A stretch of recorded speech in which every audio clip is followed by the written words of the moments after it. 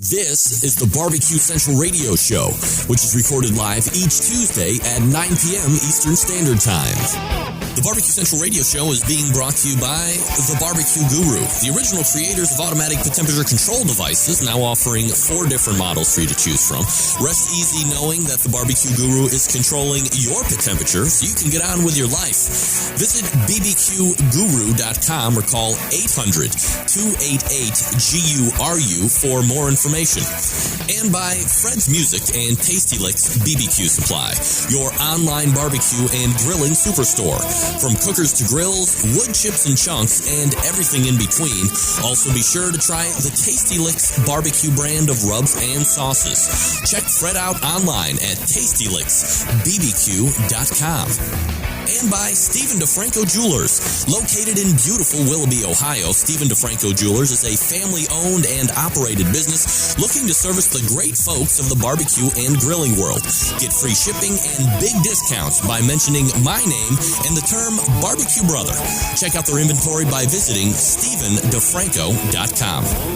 And by Butcher Barbecue, with 30 years of experience in retail, wholesale, meat markets, food service, and customer service. Using that experience, everything they do and sell at Butcher's Barbecue comes from real-world knowledge. Check out their award-winning spices, sauces, marinades, and injections by visiting ButcherBBQ.com. Always trust your butcher. And by Green Mountain Grills. Discover something you'll really love. Grilling with pellets.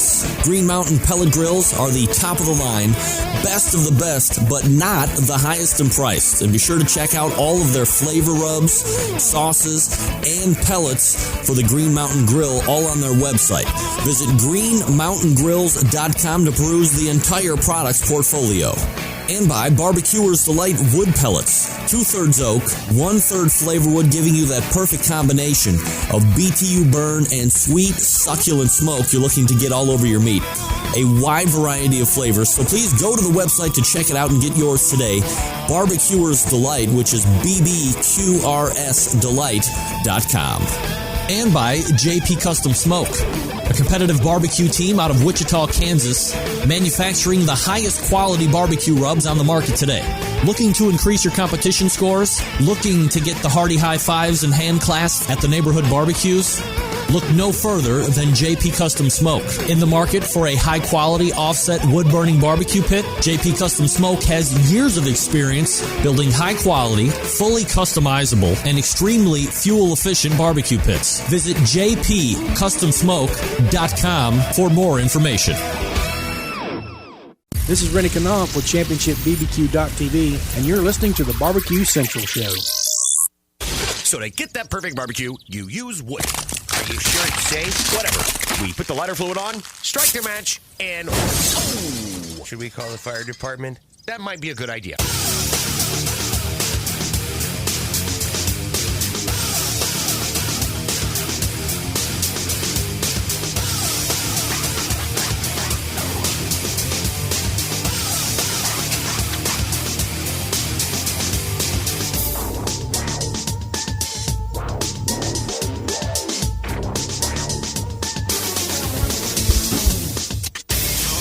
All right, good evening and welcome to the really big Barbecue Central Show. Oh, it's the show that talks about all things important in the world of barbecue and grilling, broadcasting live and direct from the Rock and Roll Hall of Fame city of Cleveland, Ohio. Rapidly becoming known as the barbecue capital of the North Coast. I'm your program host, Greg Rempe. Happy to have you aboard here this evening. 2 bits of information in case you want to jump in tonight. 877-448-0433. You can also email me at any point, Greg at thebbqcentralshow.com. Those are your 2 bits of information. Everything else you want to find out about the show can be found at the website, thebbqcentralshow.com. And here's what's happening tonight, coming up in about 13 minutes from now. You know him. You love him, you hate him, whatever you do with him. He's Meathead. We'll be back in his monthly spot. Then special. Breaking outside of the very boundaries of barbecue and getting into one of my favorite things ever, thoroughbred horse racing. He was absent last year. We have found him. Sex, yes. Sex is my favorite. Next to that, thoroughbred horse race. Harry the Horse makes his reemergence on the show. Looking forward to talking with Harry, getting a little Derby recap, and for the Centralites that like to get down on the ponies, we'll be giving you his educated advice on who to bet your sawbucks on. And that'll wrap up the first hour. Then we'll move into the second hour. A big friend of the show. Love to have him on. He's got his own internet-based show. He's multiple-time author, multiple-time award-winning, Emmy award-winning cook and TV show guy, Sam Zion. Sam the Cooking Guy joins us. 10:14. Plus, we have a host of giveaways as well, which we'll get into here in just a moment. So that's what's happening here tonight. 877-448-0433. Greg at the BBQ Central Show. .com are your 2 bits of contact information. Hey, you're listening to the show right now on the internet, on TuneIn Radio, on your smartphone apps, however you're getting the show. Get out there, make a post on Facebook, blast off a blanket email. Make sure you blind carbon copy everybody in the email, otherwise people will think you're a dick for sending it, and then including everybody on the chain, plus everybody gets replied back to. Never hit reply all. Worst thing ever to do.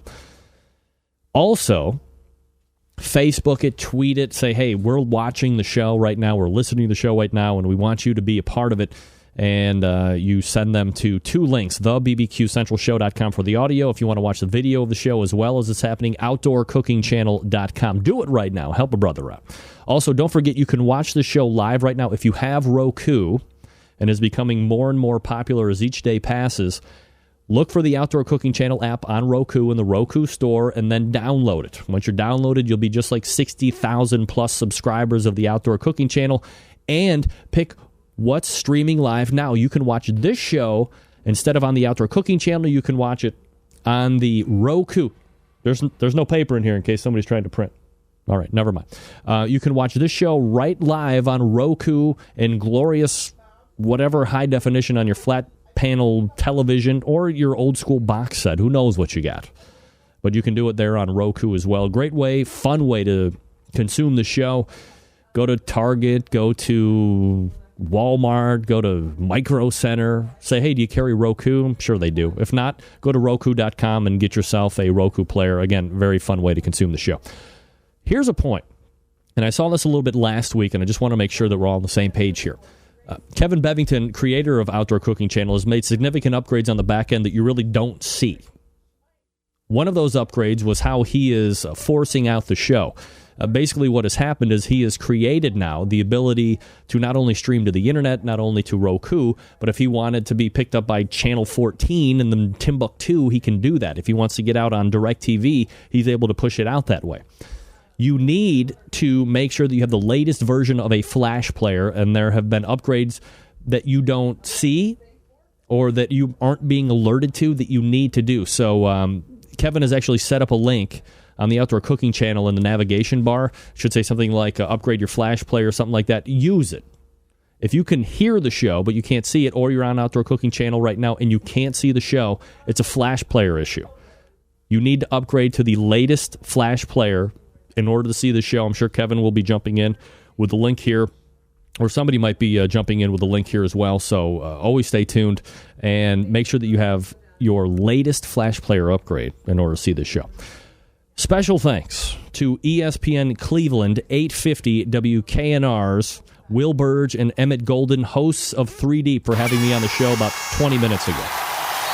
I literally got done with that interview, and we went right on air. We talked some basic grilling tips. I broke down the difference between barbecue and grilling, much to our next guest's dismay, Meathead Goldwyn. We also talked about a few other items as well. It was a lot of fun. I appreciate the opportunity being on the air with them.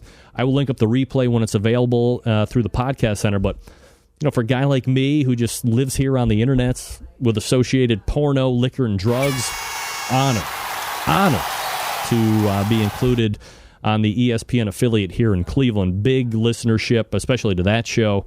So was very happy and very honored to be a part of that show a little bit earlier this evening. Quick hit here before we move on with the show and get on with Meathead. You ever heard of Denny Mikes? Denny Mikes approached me on LinkedIn, said, hey, I want to send you some sauce, I want to send you some rub. You don't have to do anything other than just try it and kind of let me know what your feedback was of it. And this thing showed up in some of the finest shipping garb I have ever seen in my life, and I took some pictures of it. I was so impressed with it. So let me get there Here's a picture number 1. So it shows up in this great cardboard box. You see at the top, there on the top left, there's that white card that was a handwritten note from Denny Mike himself. Then you have some recipes. You have some info and background on the company. There's a Bloody Mary cocktail that sounds absolutely spectacular they're going to be trying this weekend. And then you had on the left and on the right-hand side, on the far left, far right-hand side, you have the sauce that he sent me. And then right there down the middle, you have 5 different kinds of rub. So it was well packaged. Here's a shot of the sauce here. You got the sweet and spicy. You got the Mesquite Madness. You have the Carolina sauce and the hot and nasty. Almost said hot, tasty. Hot and nasty. Miss Jackson if you're nasty. I believe that's what Janet said when she... Yeah, never mind. So big thanks to Denny Mike for sending me the product. It will be in the Taste Kitchen soon, I can guarantee you that. And I was really impressed with like how well it was packaged. You know, a lot of the stuff that I get here on the show, people say, hey, would you try my sauce? Would you try my rub? Hey, you know me. Free, if it's free, it's me. No doubt about it. So I always but I always tell everybody, right? You know, make sure that if you're sending me something and you want me to review it on air, this is where my wheelhouse is palate-wise. And if you don't think that your sauce is going to jive with my palate, and as with every fiber of my being, I try to be as honest and fair as possible.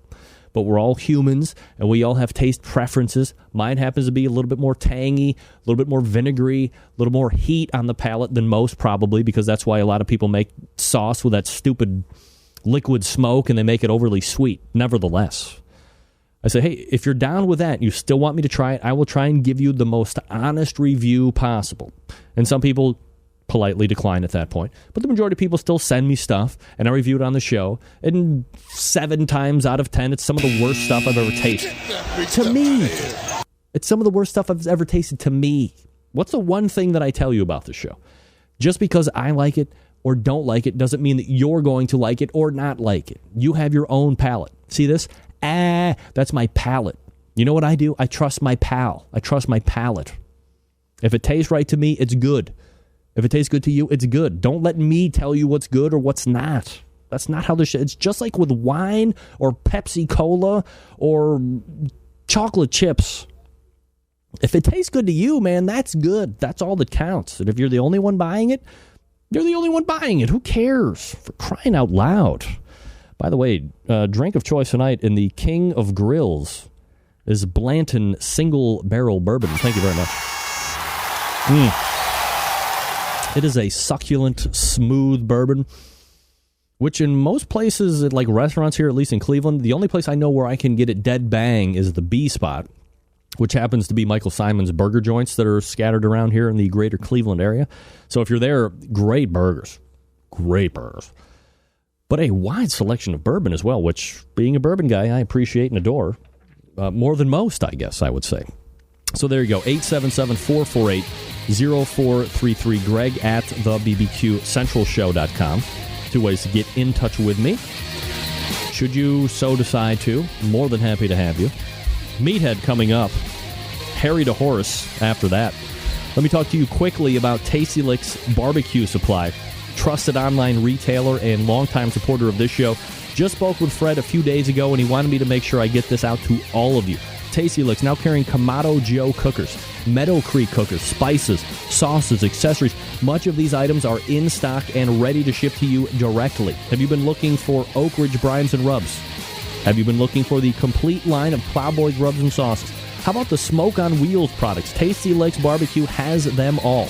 Of course, you know by now that Tasty Licks Barbecue is your Big Green Egg headquarters, including many items for the egg that you can't get anywhere else other than Tasty Licks Barbecue Supply. And the Big Green Egg parts are in stock. Not back ordered, not we'll have them in a week. They're in there at TastyLicksBBQ.com. Also, Tasty Licks Barbecue Supply now carrying Harry Sue's new chicken rub. This particular rub is the same one that helped Harry win 8 grand championships last year, as well as being the KCBS Team of the Year in the chicken category. Little chutzpah behind that, if you ask me. Looking for injections? Tasty Licks Barbecue carries all the heavy hitters here as well. Butcher's Barbecue, sponsor of this show. Cosmos Q was a sponsor of this show. Every type of barbecue guru and their associated accessories. Tasty Lick is a Green Mountain Grill pellet dealer.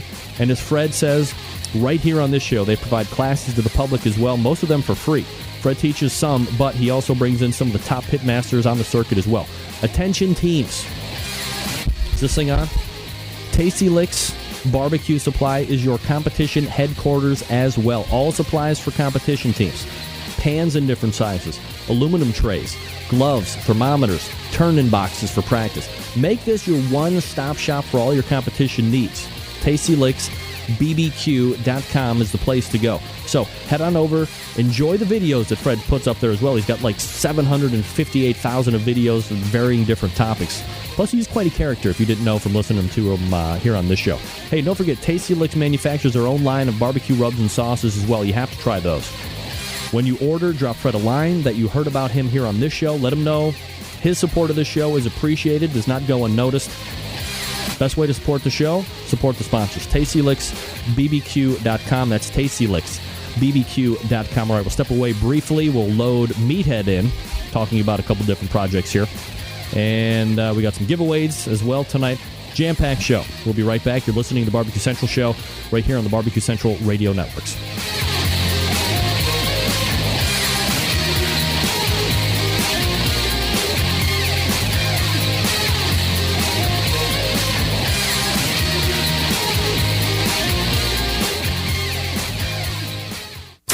Broadcasting live from the Barbecue Central Radio Network studios in Cleveland, Ohio. You're listening to the Barbecue Central Radio Show. Once again, here's your host, Greg Rempe.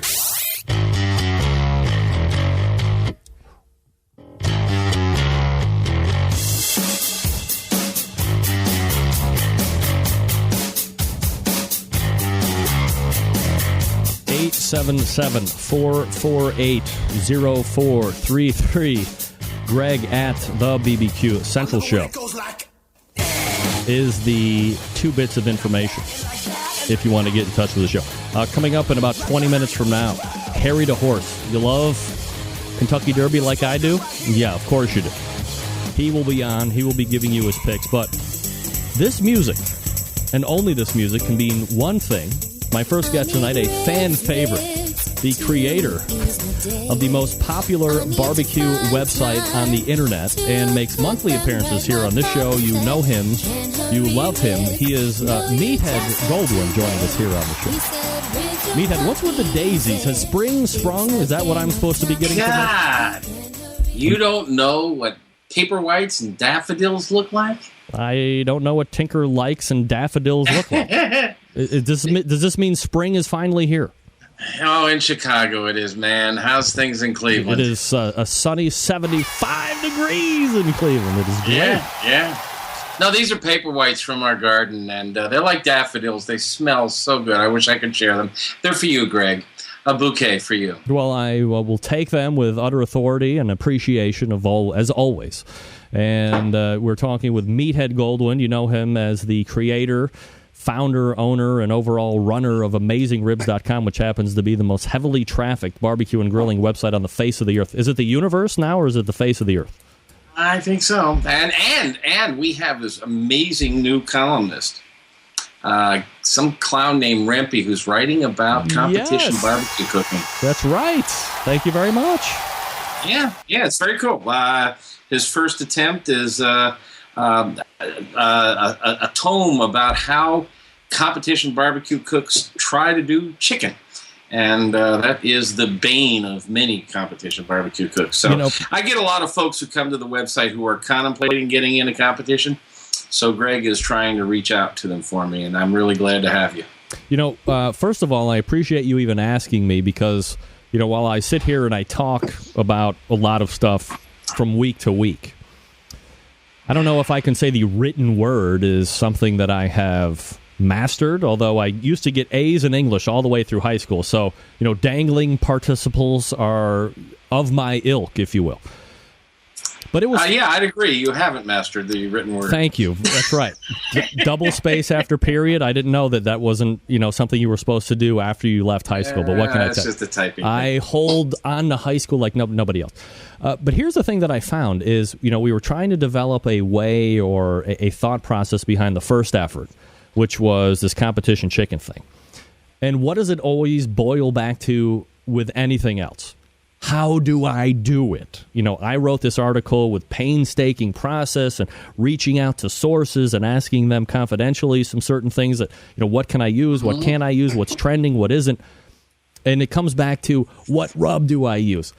How hot does the cooker need to be? How long do I need to cook? It's crazy how it always redacts. The first questions that came in were just like nuts and bolts. You're teaching concepts, and that's what I try to do. And the first guy came in and says, what temperature do I cook at? What rub do I use? Right. Well, I mean, they're reasonable questions. People want to know when they're going to compete. I mean, there's a lot of them.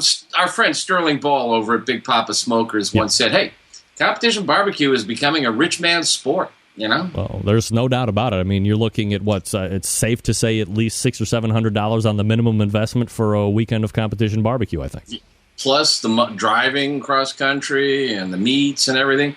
I just got an email last week from a guy in Texas who cooks on Weber kettles with the Smokinator, and he just came in fourth at an IACP event. Wow. The Smokinator is just a piece of bent metal that holds the charcoal off to the side.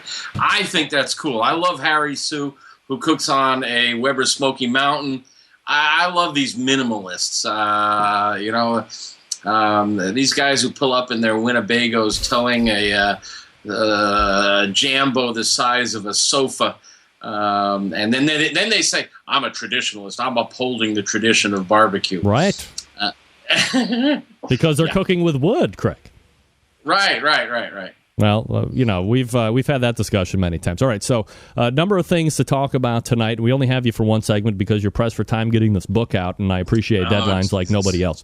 So let's, if we could, quickly recap the new beef and pork labeling that is being pushed out. I know we did kind of like this impromptu breaking news thing a couple weeks back when it was actually pushed out. But for the folks that didn't really hear about it, if you could just give us a quick background about what the idea is and what they're looking to accomplish by putting these new labels out.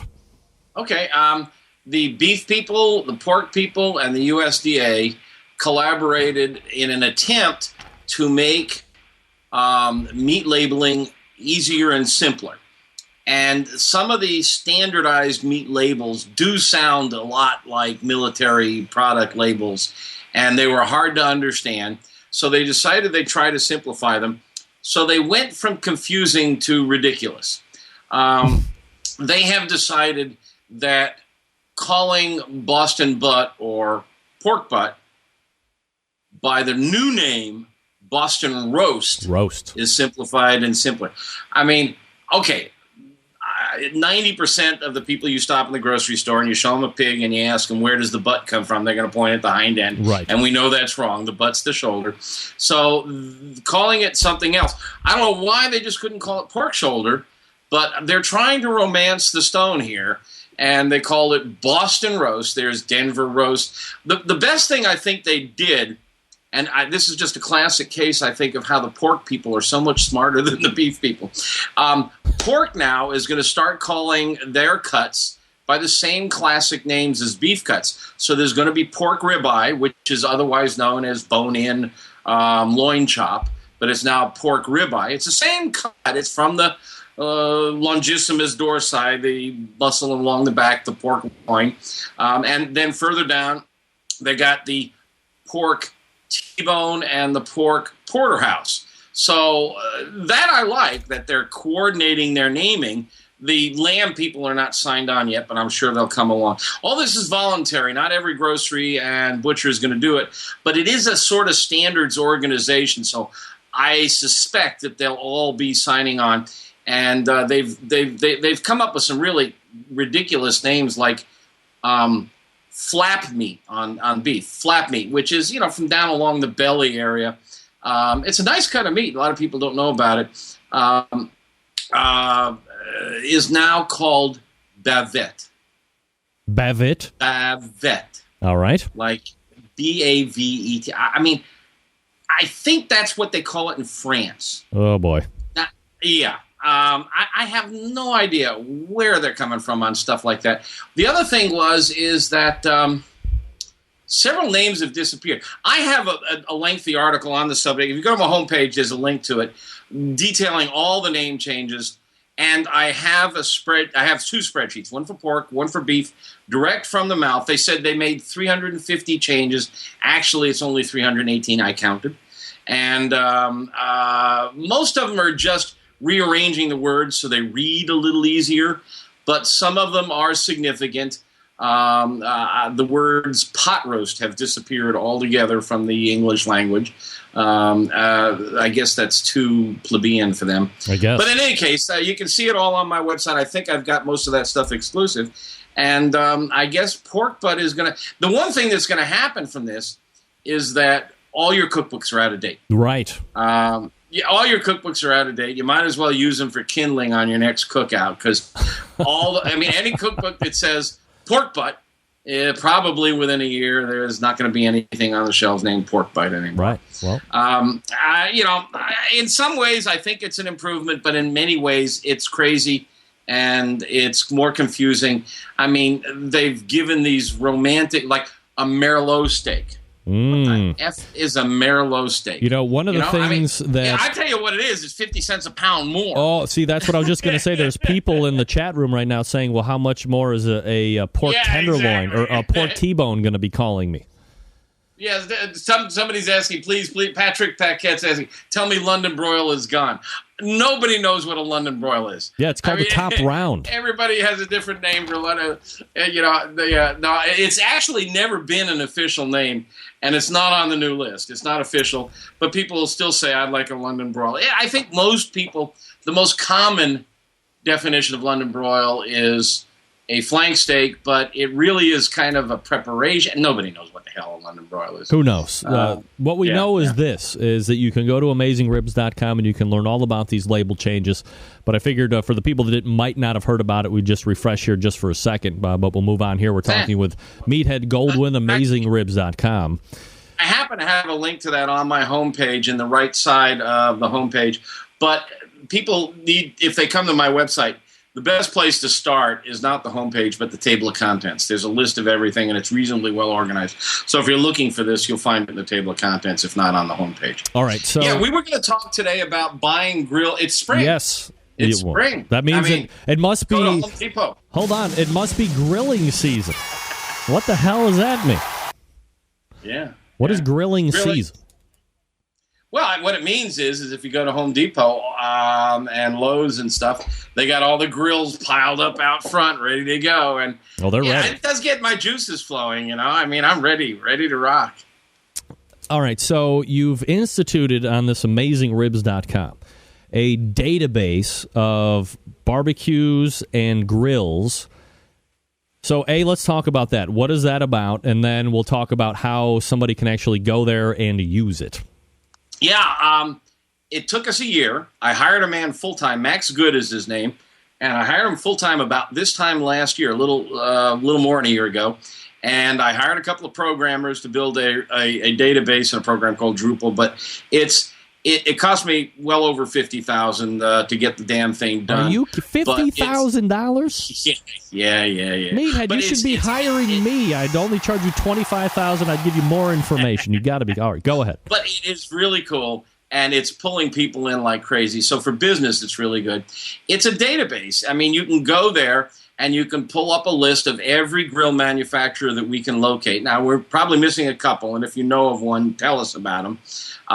But we have attempted to list almost all their products, and those which we've cooked on, we've written personal, firsthand, detailed, and there's probably 100 that we've cooked on between the two of us. And then there's another 200 or 300 that we haven't cooked on, that we've relied on you guys, folks, that a lot of you are my sources, my friends, my information, you guys' feedback. So we have reviews and ratings and awards for what we think are the best buys. And so, I mean, you can go down to Home Depot, but they only carry 2 or 3 brands. Yep. You go to Lowe's, they carry 2 or 3 brands. You go to your neighborhood barbecue store, which we all should be supporting if you are lucky enough to have one. And they may have 5 or 6 brands, but we've got 300 more than 100 manufacturers, 300 products, and they're easy to search. There's little check boxes. You can search on grills. You can search on pellets. And it's really cool. And if you're starting to shop for a grill or a smoker, and we're about to add pizza ovens, outdoor pizza ovens. I've got a woman in California who really knows that. She's going to do that for me. It's just a good start for your shopping. It's a good place to kick the tires. Just go to our site and click on the tab that says equipment reviews. It's pretty cool stuff. Is it pretty much the same for grills and smokers, or is it more geared towards grills versus smokers? Both. I mean, we've tried to get everything, and we've got small portable beach tailgate type cookers in there. Just about everything except we don't have George Foreman yet. We've kind of pushed all the electrics to the back of the line. Yeah, it's not even a grill. Give me a break. George is going to punch me out, man. But I mean, a grill isn't something that you can use in your house. So you called the George Foreman grill, but I mean, give me a break. You've got it. I think you've set the criteria there. Yeah, I mean, if you can use it indoors, it's not a grill. If you can use in dire situations, you can use the George Foreman grill to produce heat safely. You can't bring a charcoal or gas grill inside the house and produce heat safely. But you could bring a George Foreman outdoors. Yeah, but you're plugging it in. You're plugging in a Fast Eddie 1000. Yes, but it's... Oh, here we go. Now we're into semantics and snobbery. Never mind. All right, so look, there's this database which you can find at AmazingRibs.com, so take full advantage of that, especially if you're looking for a new add to the smoking and grilling arsenal. How about this question? Because we're hitting spring, because Memorial Day signifies the grilling season, what are your biggest, because you're running this huge website, you're getting questions all the time. What are your tips on people shopping for a grill or for a smoker? What's the best way to go about that? Yeah, Art, there's some basic things to be on the lookout for regardless of what you're shopping for. I mean, so much of effective outdoor cooking, whether it's a grill, a smoker, whether it's gas or charcoal, is you want thick, heavy material that will hold heat.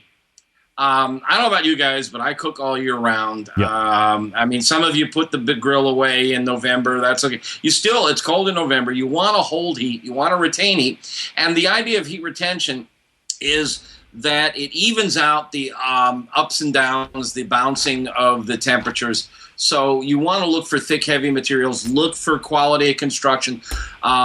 Powder coating is a really good way to protect your grill.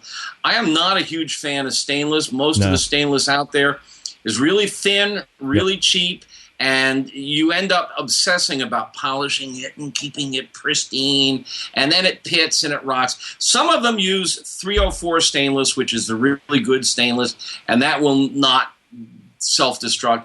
But a lot of the cheap stainless just looks like shit after a year. I'm not a huge... I want thicker... Yeah, I'm sorry. I don't normally curse on I don't care. Yeah, I know. This is not over the air, but I try to be a gentleman. Look for headspace. You want to be able to put a big turkey in there. You want to put big cuts of meat in there. You want something big enough so that if you're grilling, you can cook with 2 zones. I'm a huge advocate. Anybody's been to the site knows. I want a hot side and I want a not so hot side. I want to warm things over here. I want to sear things over here. When I'm done, I want to move them back over here. This is not like indoors where you can turn a dial and up and down the temps go.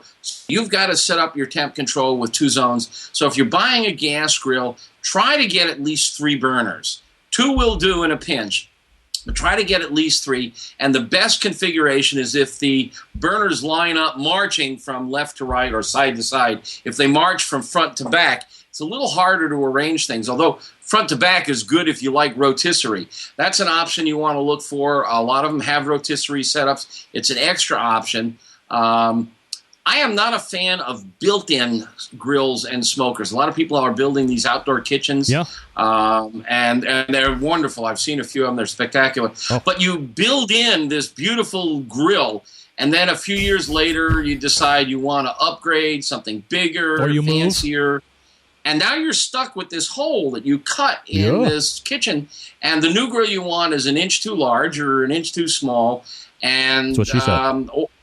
Or the old one dies, or you move and you can't take the grill you love with you. I just buy a cart-mounted grill, and it doesn't look as cool, but it'll serve you better, I think. Just ignore any thermometer on any grill that you see. It's the I see you smiling. Indeed. It's the last thing that they go out for the cheapest model they can buy. And these dial thermometers were invented in the 1800s. They're out of date. There are a couple. Tel-Tru has some nice dial thermometers that work pretty well, but 99% of them are worthless. Just paint them over, duct tape them over, and get yourself a good digital. And we do have a buyer's guide to digital thermometers on my website that will teach you the difference between thermocouples and thermistors, and recommend a few that we like because I test them. Watch for grease collection. Some of them have the grease collection on the outside, which isn't bad unless you've got a dog. Yeah. And they get into the grease. And here's a good thing, good rule of thumb. A 4-inch burger with a 1/2-inch space all around occupies 20 square inches of space. So when they tell you it's 144 square inches divided by 20, and that'll tell you can get about 7 burgers on there. Yep. And if you're doing the 4th of July party at your house every year, will that suffice? I recommend you buy 72 square inches per person. That's a lot, but that means you have enough for 2 zones, a hot zone and a not-so-hot zone. So that's a good thing to look for in the size of your grill. And we have this on the website. You can search by size and how many burger capacity it has. Something else to think about. The gas grill manufacturers always tell you the BTUs. Yeah. It's a worthless measurement. Bullshit. BTUs are how much gas it uses. It's like miles per gallon.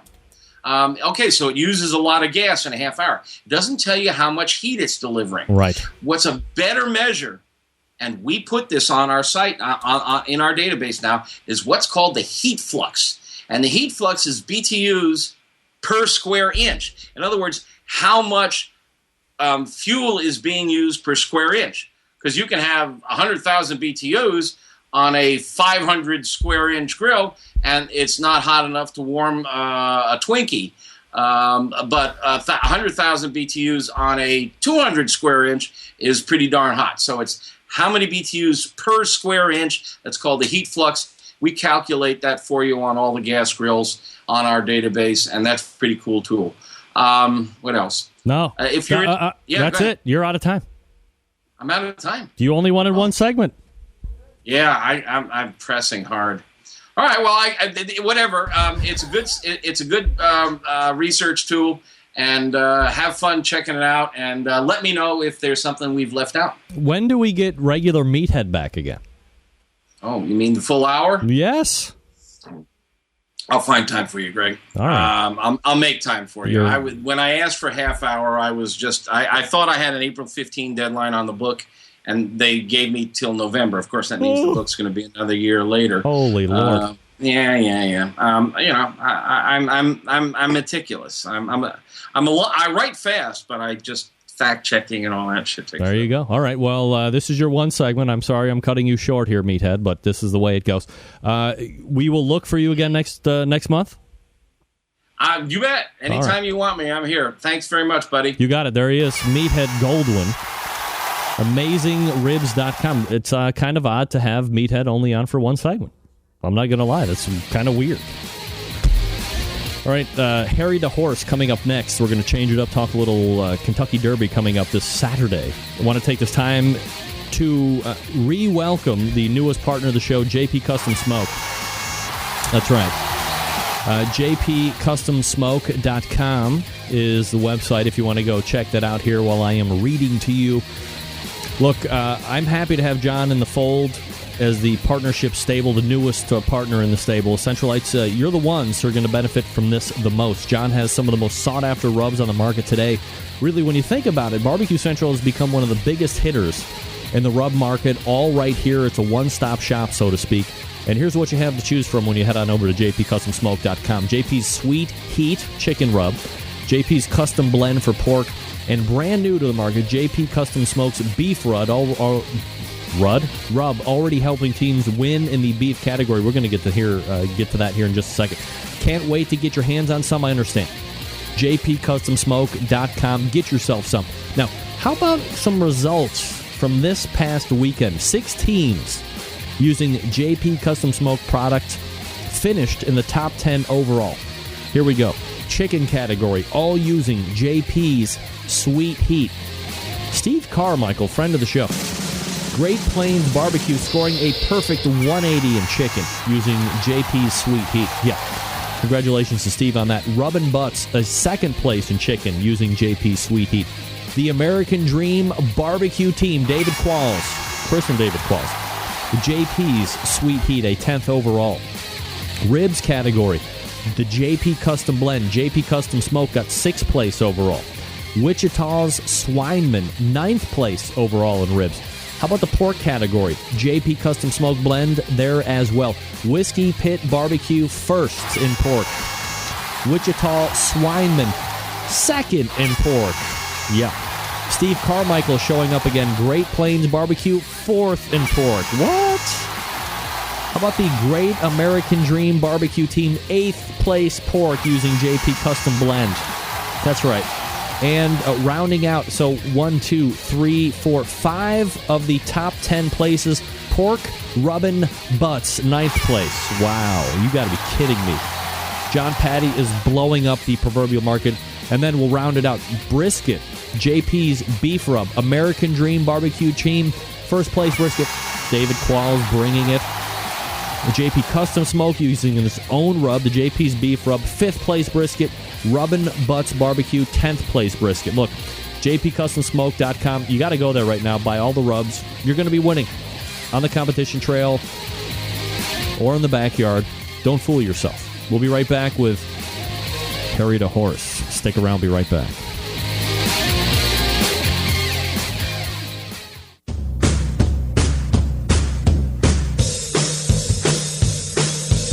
Now's the time on the show where we give stuff away, yeah. It's free and you don't have to pay a thing, that's why it's free, yeah.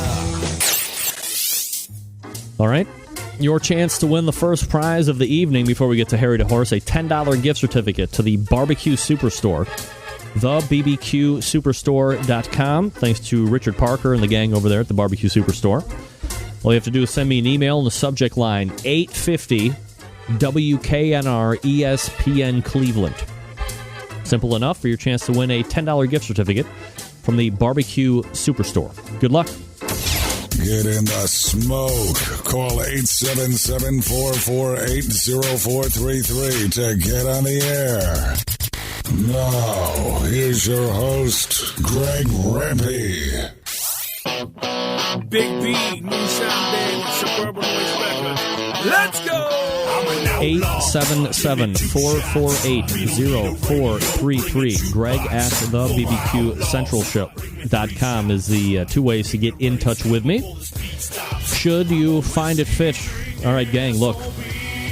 I'm a get-down guy when it comes to horse racing. I was born and bred in the mean streets of Saratoga Springs, New York.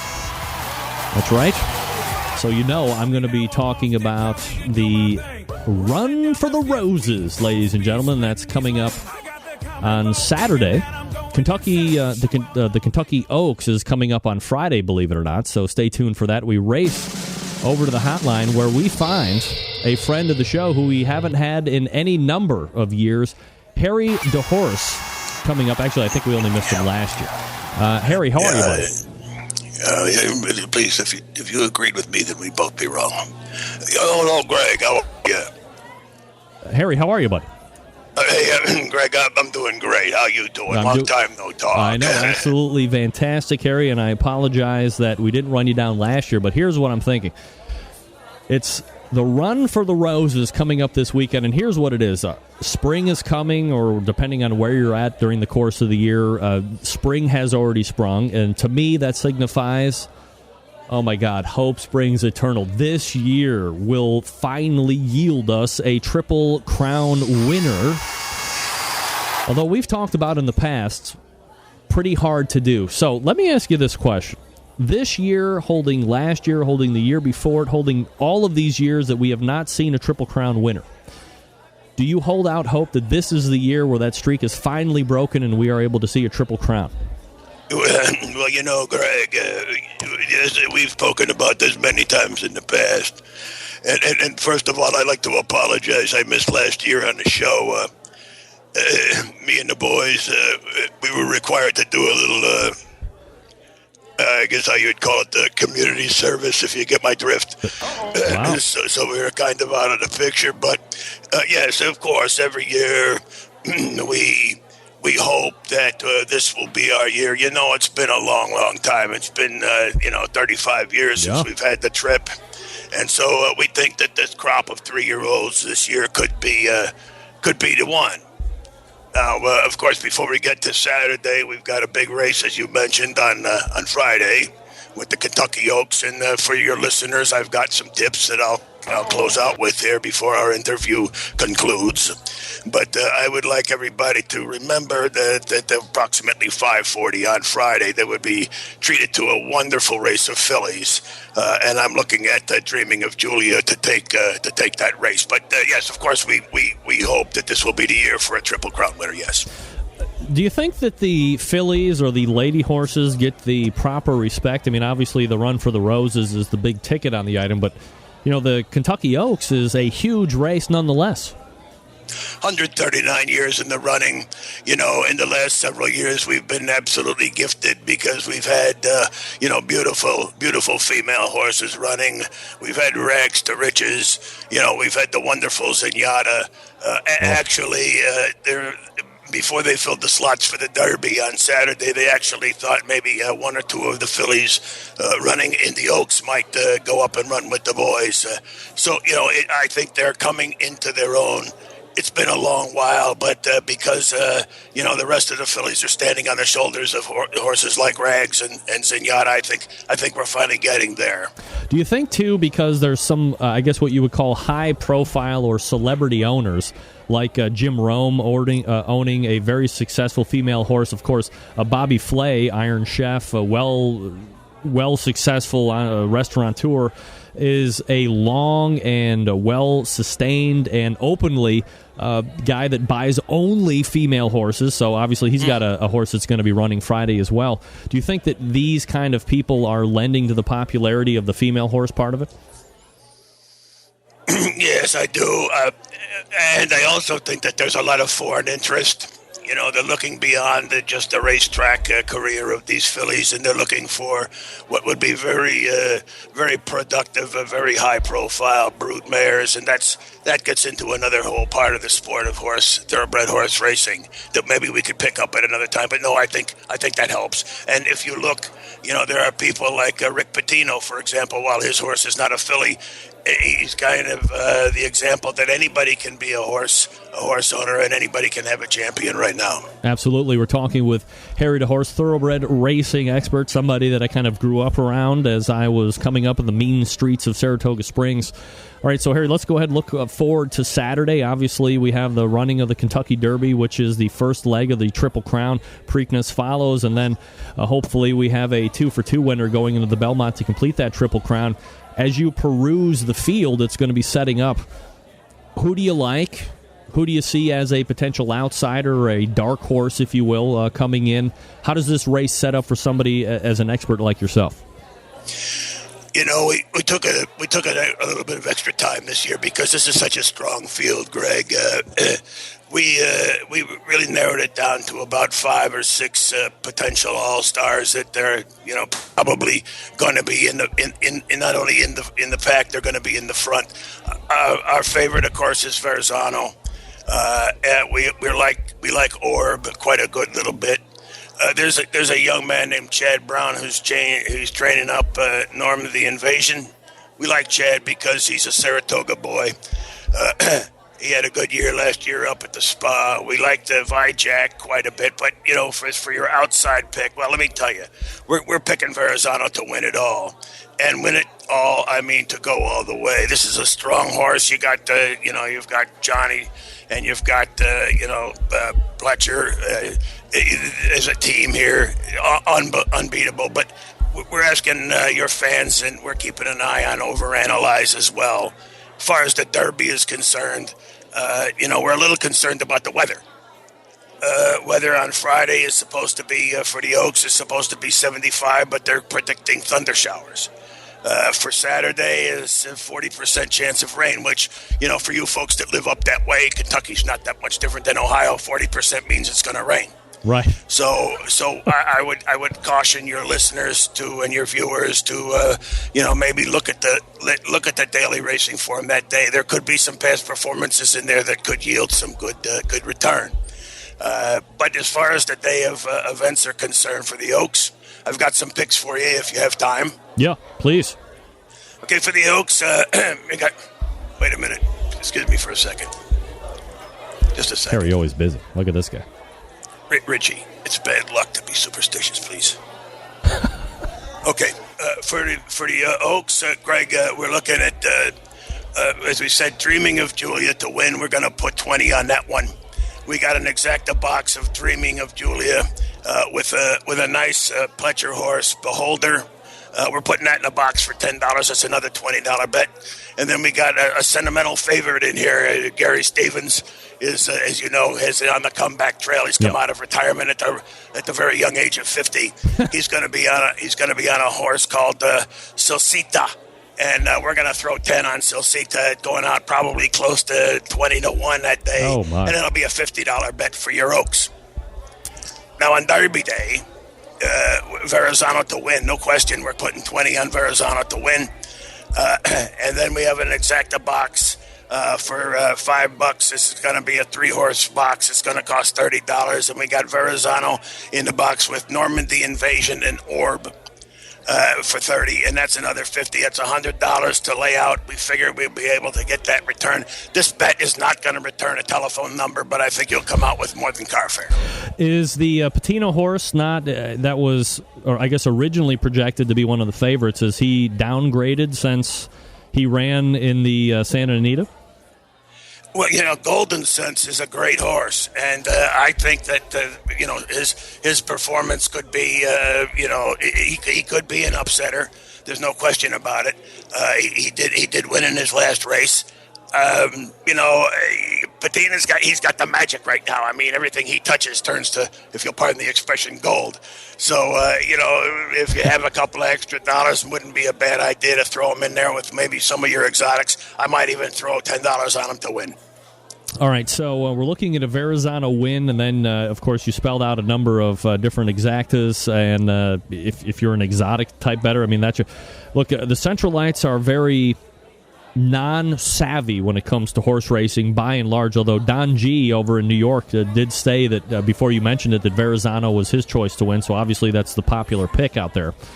Do you see that Verrazano is by far the clear-cut winner here, and this would be safe money to put $20 down on?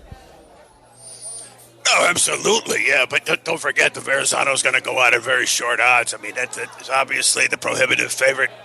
And, you're I get a kick out of that. Your listener from New York, probably a neighbor of mine, I don't know. He's very perceptive. You're not going to get a big return on that bet. So the best you can do is maybe take Verrazano to win, so you have a betting interest. He wins, you win. But Verrazano with some of the other, longer odds could be a better value for an exacta bet. Maybe even a trifecta, but it's such a reach. You got a 20-horse field. It's a cavalry charge. And today, I noticed they filled the last slot with another horse called Fear the Kitten. And I've done all my research today, Greg. I couldn't find that damn thing on about that horse. So who knows? All right, so Verrazano to win is going to be your safe bet for the day. So let me ask you this, Harry, in closing. We got a couple minutes left. Sure. There were, I forget how many years ago it was, the Triple Crown was not run like it is present day where you have, is it 6 weeks or 4 weeks in between races? The recovery time for these horses isn't what it used to be. Hence, the argument is always made that we will never, ever see another Triple Crown winner. You're somebody who's been around the game a long time. You've won a lot of money. You've lost a lot of money because that's just the way it is. Do you think, given the way that these races set up, all three, one right after another, will ever yield another Triple Crown winner? I get that question. I get that question quite a lot. And yes, I do think we will see a Triple Crown winner. It could be this year. May not be till next year or the year after that. It's been 35 years since the last winner, which, as you know, was affirmed. Yes. I would have to tell you, and I compliment you on your question, Greg, because it tells me, once again, you are a student of the game. Thank you. What you're referring to is the Triple Crown these days. The Kentucky Derby, 2 weeks to the Preakness, 3 weeks to the Belmont. That's a very short period of time. The recovery for these animals is very limited. In the old days, way back, way before, not far back as Gallant Fox, but certainly in the time of War Admiral and some of the others, you would have to say that these horses sometimes would go many, many weeks between these three races. Incidentally, they would even run other races in between that layoff period between the three Triple Crown races. So, the recovery thing for me has never been such a big deal. What worries me most of anything is the steroid problem, the drug problem, and the fact that they bring these kids up at 2 years old, and their skeletal frames don't grow as fast as their muscular conditioning. So you have the kind of things that we see in horse racing with more breakdowns and things like that. That's what concerns me about a horse that might go through the whole Triple Crown campaign and doesn't have the stamina, say, of a Big Brown. But even in that case, you saw what could happen. Absolutely. We're talking with Harry DeHorse, thoroughbred racing expert, helping me break down the upcoming Run for the Roses, the Kentucky Derby, which comes off Saturday, and, of course, the Kentucky Oaks, which actually runs on Friday. Harry, always appreciate the time. Fingers crossed that we get our winner, and we will see them at least win the Preakness following that, which will, of course, we'll have you on to lead up for that. Well, thank you, Greg. And if I could just maybe have a little fun with your audience here, it always amazes me how many people look forward to the Kentucky Derby and can't name the winner of the last Kentucky Derby. So you might want to have one of those for your little contests there and give away some of that stuff you guys give away all the time. And please, Greg, give my very best to your beautiful family. I sure will, Harry. Always appreciate the time. Thanks so much. You bet. There he is, Harry DeHorse. Or as John Dawson said, Harry the Corpse, which I don't know if that was appropriate or not, John. Come on now. Get that big stuff out of here. Come on now. All right. There he is, Harry DeHorse, bringing it strong and really in fine fashion, if you will. Let's see. Where am I at here? All right, let's get out. We'll do this real quick. Verrazano, $20 to win per Harry DeHorse. And if you're looking to do a box, Verrazano, Normandy, and Orb, that'll be a $50 bet. Beholder for the day before, the Kentucky Oaks. Beholder. You like to get down? I know I do. I know I do. I know I like to get down, ladies and gentlemen. Yes. All right. Aside from horse racing, you know what I love to do? Regardless of the time of year, I love to cook on my grills and smokers. Look, if you have charcoal-fired outdoor cooking appliances, I encourage you to give Kebroke Hardwood Lump Charcoal a tryout for your next cooking session. Quite simply, one of the best-kept secrets around, used by award-winning barbecue competition cooks and backyard warriors just like me. That's right, Kebroke Hardwood Charcoal, made from the natural hardwood trees without any additives. They only use high-quality wood for their charcoal, not scrap wood or any other wood waste or additives. This is the real charcoal that humans have made for thousands of years, since we left the caves, moved to the decks and the patios. And all-natural hardwood charcoal performs significantly better than regular charcoal. It burns longer, hotter, produces lower amounts of ash, but the taste it will impart on your food is second to none. Visit Kebroke.com, that's K-E-B-R-O-A-K, Kebroke.com, to find out more about this product. They'll ship to all continental U.S. states through Amazon.com. Check this out. Amazon offers free shipping on all their bags, but the most attractive option is always that 40-pound bag, which you can get for about $1 per pound. That's $1 per pound of high-quality hardwood charcoal that you can't find locally. Delivered directly to your door by Amazon.com. No more hassles of dragging bags through the supermarkets and getting your car or cart full of dust. Just have it delivered to you. Why not? I used it just 2 nights ago when I cooked pork tenderloin, one of my favorite things to cook on the grill. Use it in the Bubba Cake. And I snuffed it out, and I have plenty to do for my chicken cook that I have planned for over the weekend. So the other thing I really like about it, look, what's the one bitch you hear about hardwood lump charcoal, aside from all the cracks and the little pieces that you get in the back?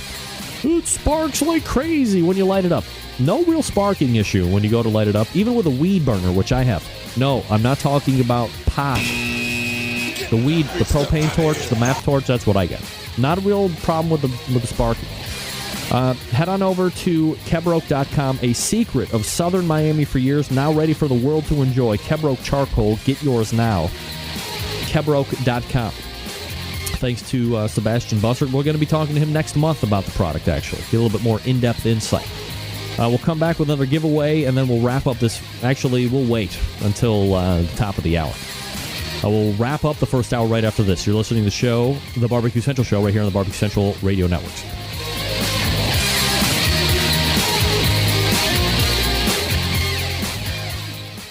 Broadcasting live from the Barbecue Central Radio Network studios in Cleveland, Ohio. You're listening to the Barbecue Central Radio Show. Once again, here's your host, Greg Rempe.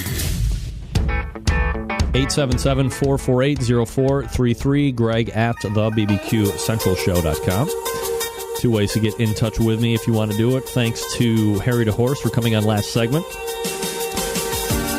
I wonder if Don G thinks he's going to be winning bags and bags of cash, because he said Verrazano before the horse racing expert said Verrazano. Don, I've been around the horse game a little while. Just because an expert says it's going to happen doesn't guarantee the lock. You ever heard of that horse? Oh, damn it. What was the name of that horse? Broke its damn legs. Crap. Was it Barbaresco? No, that's a Y. Damn it. Well, not 8 bells. Way different. Girl horse went down. They showed it executed right on live television. Boy, people hated that. What are you going to do? These horses are raised to run, and when they break, shoot them. That's it. Don's not a horse guy. What are you talking about? You're totally a horse guy. You said Verrazano. You're a horse guy. All right, we'll wrap up. I'm going to refuel. We'll get ready for the second hour. Stick around. We'll be right back. You're listening to the Barbecue Central Show right here on the Barbecue Central. Barbaro, that's what it was. Thank you, Alan. Stick around. We'll be right back.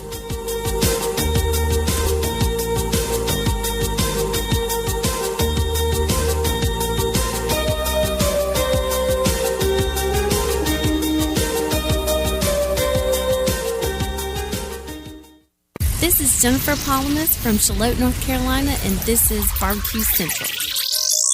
From my heart and from my hand, why don't people understand my intention? Happy to have you aboard here for the really big barbecue show. We cook because we have to, and we grill because we want to. Fine, how's it going? You have a great show. I'm a big fan. So what seems to be the problem here? This man looks like he's dead, and he's in the crackle. Charbono! It's all about the Charbono, dude! Succulent fish, what? We ate 54 wieners. But listen, Lavernius, shake a face. I'm shaking like a dog shitting peach seeds. We have top men working on it right now. Who? Top men. All right, just like that, we are into the second hour. Hello. All right, let's do a giveaway here at the top of the hour. Actually, nobody even bothered doing the first giveaway. Is that right? Can Can I get some? Yeah. All right. So we have a $10 gift certificate to thebbqsuperstore.com. Email me quickly. Horse. Get a $10 gift certificate. Do that. And then we will also do a prize after that. And that prize will be an ebook from Hot Grill on Grill Action. The book on competition barbecue. So if you email me Horse, you win a $10 gift certificate to the BBQ Superstore. There we go. Let's see. Who do we got? First one in, Christopher Sorrell. Horse. $10 gift certificate to the BBQ Superstore. Let me write that correctly. Chris, this time you do not need to send me your shipping information. This will be an online redemption, so I will forward your email address over to Richard Parker, and he will take care of you. Thanks again to thebbqsuperstore.com. There you go. Just as simple as that. That's how you win. All right, next prize, an ebook from Hot Grill on Grill Action, the book on competition barbecue.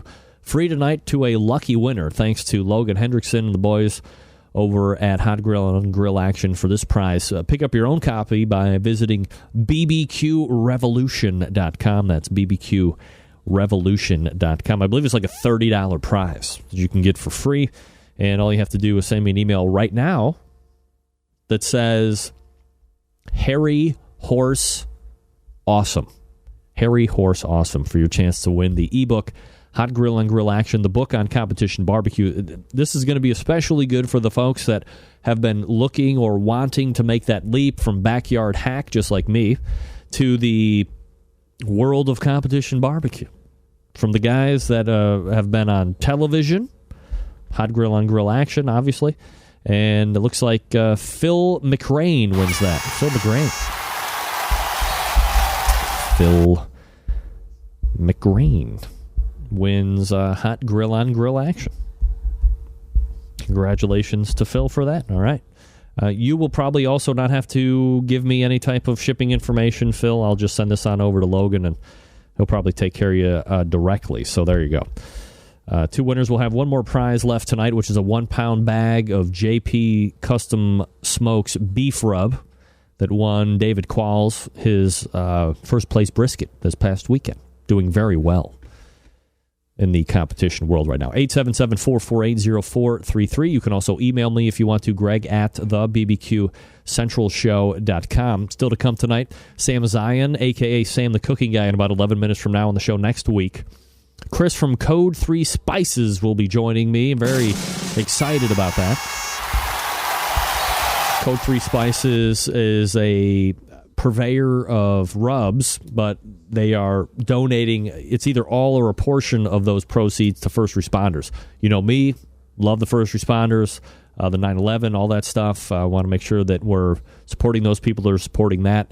Barbecue Central's official sauce and rub reviewer shows up next week, Scott Roberts, and also the reprisal of the monthly guest, Connie Rempe, for Connie's Recipe Corner. That's my mom, and she'll be in next week for some new recipes that she has been into.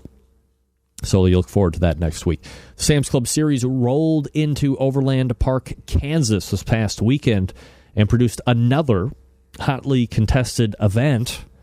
The grand champion finished just 0.2 of a point ahead of Reserve Grand Championship. This was a local qualifier that feeds into the Midwest City, Oklahoma Regional, and there are 2 local qualifiers left before the regional takes place in soon-to-come October 12th. Big stuff out of here. I'm just kidding.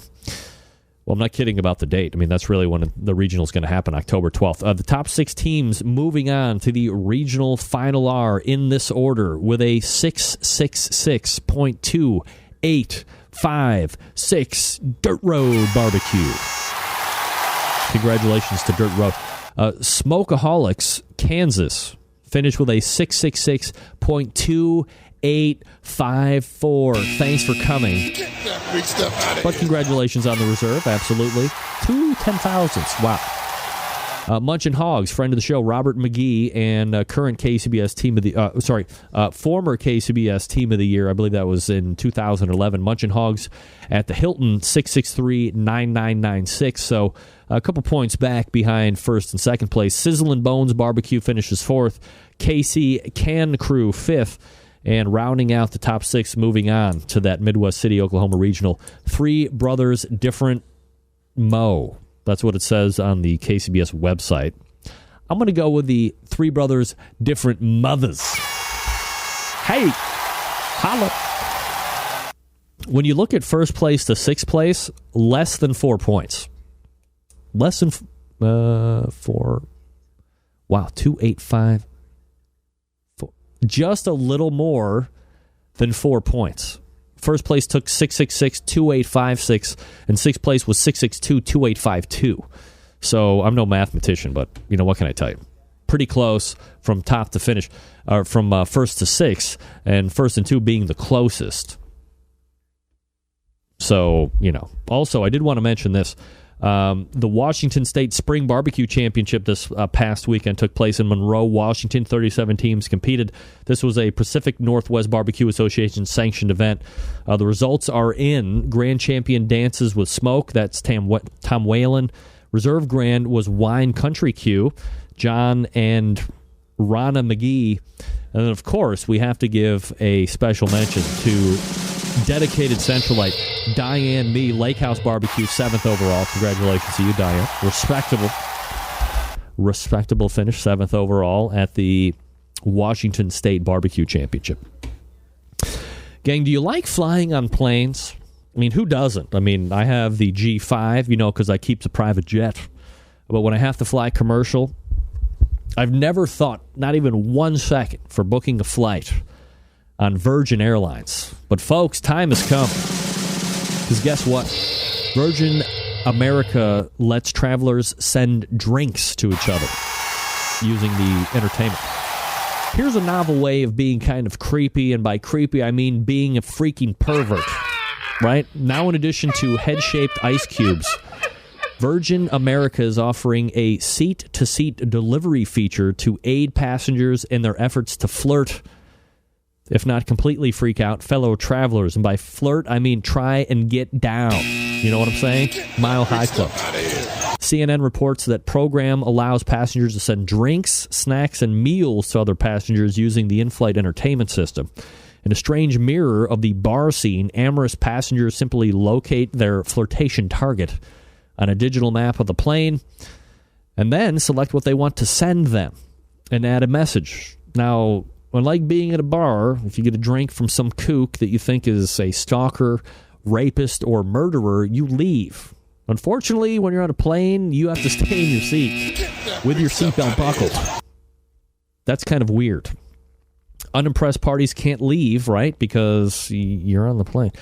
Not available on all flights, the new service gives a whole new meaning to buying someone a drink. And to help to introduce this whole new in-flight flirtation device, Virgin owner and mega rich person Sir Richard Branson posted an instructional video on YouTube called Sir Richard Branson Guide to Getting Lucky in the video. Branson explains how the new system works, and it's a convenient and cost-effective way for passengers to get some while flying. I'm not a betting man, Branson says, but I'd bet your chances of deplaning with a +1 are at least 50%. Yes, deplaning +1 with either the person that bought your drink or deplaning +1 with a security guard because you're a kook. Get that big stuff out of here. Maybe it's just me. I don't buy drinks. Drinks get bought for this guy. That's right. So if you fly Virgin and you see someone who you're devastatingly attracted to, and you can't think of any other way to possibly strike up a conversation and potentially bed down, why not order them a drink off this in-flight entertainment thing, and you are good to go. What can I tell you? Virgin America, letting travelers send each other drinks on flights. Best idea ever. Worst idea ever. Sam Zion, Sam the Cooking Guy, coming up next. All right, gang, here we go. If you're like me, you're always trying to think of ways to step up that barbecue and grilling game, right? Easiest way to do it, no better way to do it than by making a quick stop over to butcherbbq.com. Now, are you looking for some type of validation before you head over? Forget about it. Longtime sponsor of the show. I've seen Dave Cook in person. I've seen the great results. I've seen his high KCBS finishes for Team of the Year, plus his category finishes. Unquestioned, unmatched, unrivaled when it comes to competition barbecue products, services, and cooking. We all know Butcher's well known for that injection, the pork, the beef, now the prime injection, which has combined all the things loved with their beef injection, using its award-winning flavor enhancer and its ability to keep your brisket juicy. They've combined it with what has become the competition standard in beef flavor. Available for sale right now at butcherbbq.com. Now, perhaps you're looking for a go-to rubber sauce. Friends, you've hit the mother load here as well. Butcher's Barbecue has a full line of award-winning rubs. One of my personal favorites is that steak and brisket rub, but you can grab honey rub, you can grab that prime rub or the premium rub as well. Now look, if you're going to get the premium rub, get that especially if you inject with Butcher's Barbecue, because it's formulated to work with the injection. A perfect 1-2 punch to impress judges and friends alike. Last but not least, folks, Butcher's Barbecue Sweet Barbecue Sauce. Look, when it comes to barbecue sauce, I'm as picky as it gets, self-admitted. I tear them up one side and down the other. But Butcher's Sweet Sauce wins in every category for me. Not overly sweet, a nice slice of tang, just the right amount of back-end heat, for crying out loud. No liquid smoke. Dave took the time and effort to make quality sauces, and he didn't take the easy way out like a lot of people do by adding that devil's urine, better known as liquid smoke. Grab a box of 6. Take it from me. From a guy that lives with a house full of women who would be surprised if they even liked one bottle of barbecue sauce. Of course, it isn't mine. They love the Butcher's Barbecue Sauce. Grab 6. It's going to go fast. And no worries about breaking the bank when it comes to shipping either. Items totaling up to $55 ship at $8.55. $55 to $200 ship at $9.75. And anything over $200 ships exactly for $0.00. That means free. Yeah, free. Head on over to butcherbbq.com and stock up right now. That's butcherbbq.com. butcherbbq.com. We'll be coming back with Sam the Cooking Guy, a.k.a. Sam Zion. You are listening to the Barbecue Central Radio Show right here on the Barbecue Central Radio Networks.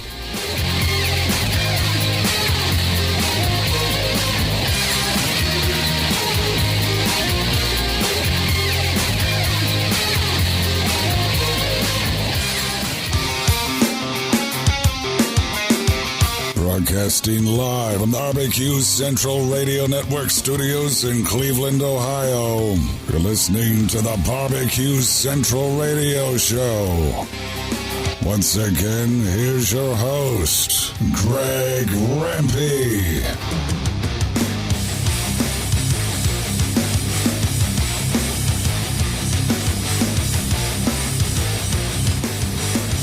All right, we are back. 877-448-0433. Greg at thebbqcentralshow.com. Happy to have you aboard here on your Tuesday. Open segment next, depending on how it goes with Sam here. But my next guest, a regular contributor to the show. He also hosts his own video podcast that posts new episodes every Monday, Wednesday, and Thursday. A multiple-time author, a 13-time Emmy Award winner. Let's go ahead and race over to the hotline. And welcome back, friend of the show, Sam the Cooking Guy, also known as Sam Zion. Sam, how are you, bud? I'm good, man. How are you? Doing absolutely fabulous, Sam. Always appreciate you making time for the show here tonight.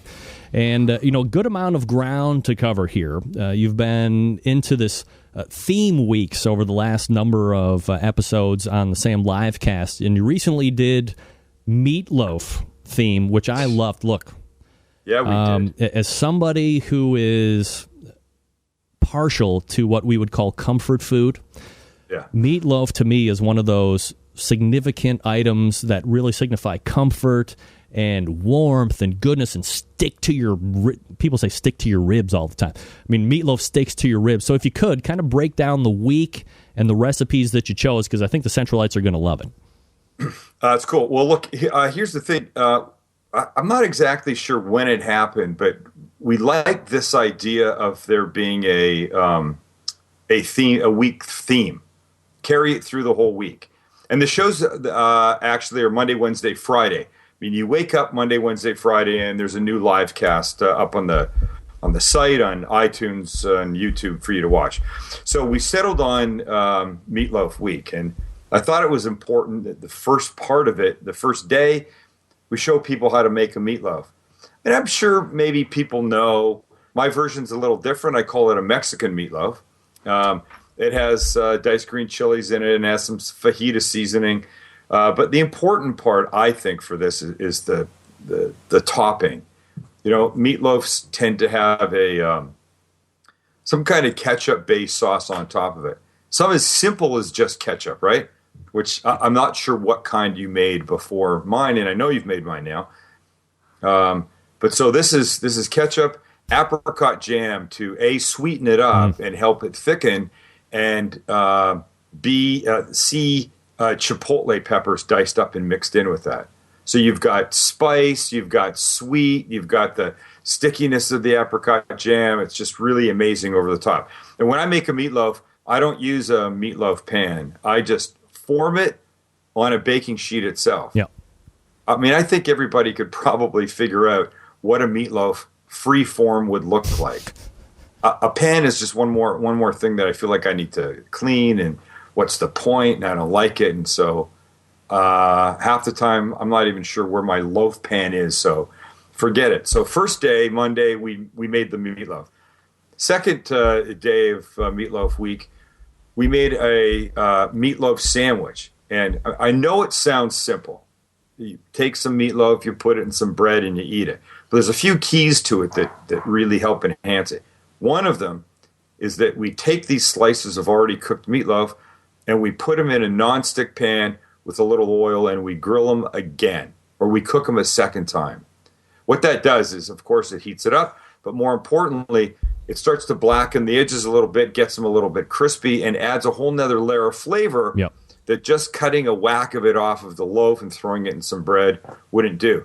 We also, I used a really good, super seedy brown bread, but I grilled the bread too. So I took the bread, instead of toasting it, which is what you might normally do with a meatloaf sandwich, I buttered it, and then I put it on my flat top, this big flat nonstick surface, and I grilled it. And there's something, Greg, about grilled bread as opposed to toasted bread. They both warm up, they both get a little crispy, they both have butter on them, but when you grill them as opposed to toasting them, it's a whole different ballgame. So we've got the grilled bread, we've got these slices of meatloaf that we've cooked in the pan until they get crispy. Then on the bread goes some lettuce and some tomato. On the other piece of bread, some mayonnaise mixed with this sauce that goes on top. I always make extra sauce. Mix it together with some mayonnaise. On it goes lots of it. It should be gooey. Top goes on, gooey. Cut, eat. It's, as I like to say, it's stupid good. It really is. Let me interrupt here. So, oh, shit. Yeah. I totally screwed the shot up. Damn it. Hold on. You had the shot of it? Yeah. No. Well, no. I was going to show you something cool here, but I completely... But I'm seeing you and your shower curtain behind you. Yeah, look at me. I'm in your... How did you do that? I'm in your kitchen, baby. Yeah. Shit, man. Look around the other side. I'm right here. What? You are amazing. Oh yeah, it's I'm something to behold. So look, let me ask you this: you were just talking about the mayo mixture. Yeah, you're a big fan of this thing called Kewpie mayo. Is that what you used? And for the people that don't know about it, because I'm like a Hellman's guy, where can you get it, and what sets it apart? I'm going to show you. Hold on one second. Hey Kelly, can you bring me a Kewpie mayo out of the cupboard, please? Actually, the Kewpie mayonnaise out of the cupboard. Let me just reach over here and grab it. Which one is it? I'll just go ahead. Actually, go that way. Go that way with it. Yeah, more. So here's the deal. Mayonnaise, as most people will know, is pretty much just fat, right? Right. Thank you. Thanks. Oh, look at that. You're right. Throwing it right at pretty much just fat. So I say if you're a fan of mayo, A, and B, you're going to use just fat on something, you might as well use fat that has flavor. Yes. And here's what it is. Let's see if I can get it there. It's Kewpie mayonnaise, and Kewpie because of the little Kewpie doll on the front. Yeah. It's Japanese mayonnaise that you can get at a Japanese supermarket. You can get it at a Chinese supermarket. You can get it at, you can buy it off of Amazon.com. If I go to an Asian market here and buy this, it's going to cost about $5. If you buy it off of Amazon, it's 10. Wow. I mean, I'm sure you can find it someplace else. They use just the yolk. They don't use any of the white. It's a little bit, just a tiny bit more yellow than regular mayonnaise, but it's the flavor, Greg, that really makes this special. Anybody that I've done as stupid as it sounds, a mayonnaise taste testing for, a little dish of regular Best Foods or what have you, and a little bit of this in another dish. It's always one. It's nearly life-changing. Really? I'm telling you, you won't go back to regular Western mayonnaise again after you've used this. All right. Have you ever had it? No, I haven't. Okay, this one is being sent to you. I will send this to you tomorrow. Perfect. You'll have it in a couple of days, and then you'll tell me if you like. I want you to do a side-by-side with it. All right. Because I think you'll be really impressed. But the point is, the sandwich should be gooey. You should take a bite, and some dribbles here, and some goes on the plate, that kind of thing. And this and that extra ketchup and apricot jam and chipotle sauce that together, it's unbelievable. In fact, when you go to a Japanese restaurant and you have sushi, very often there's kind of a pinkish, very, very light pink sauce that comes on top of some of the rolls and stuff. Mm-hmm. It's sriracha chili sauce mixed with this. That's all it is. Oh, I love sriracha, too. That's one of my favorite hot sauces. You're going to love it. I'm telling you, you're going to be very happy that I sent this. I can't wait. Turn you on to it. Anyway, the third recipe for Meatloaf Week, we took a chunk of leftover meatloaf and turned it into like a pasta sauce, like a meat sauce. Think about it. When you go to make spaghetti sauce or meat sauce or pasta sauce or whatever you want to call it, you start by taking ground beef, you put it in the pan, you cook it down till it's no longer raw, you add some seasonings to it, then you put in tomato paste or sauce or whatever you want.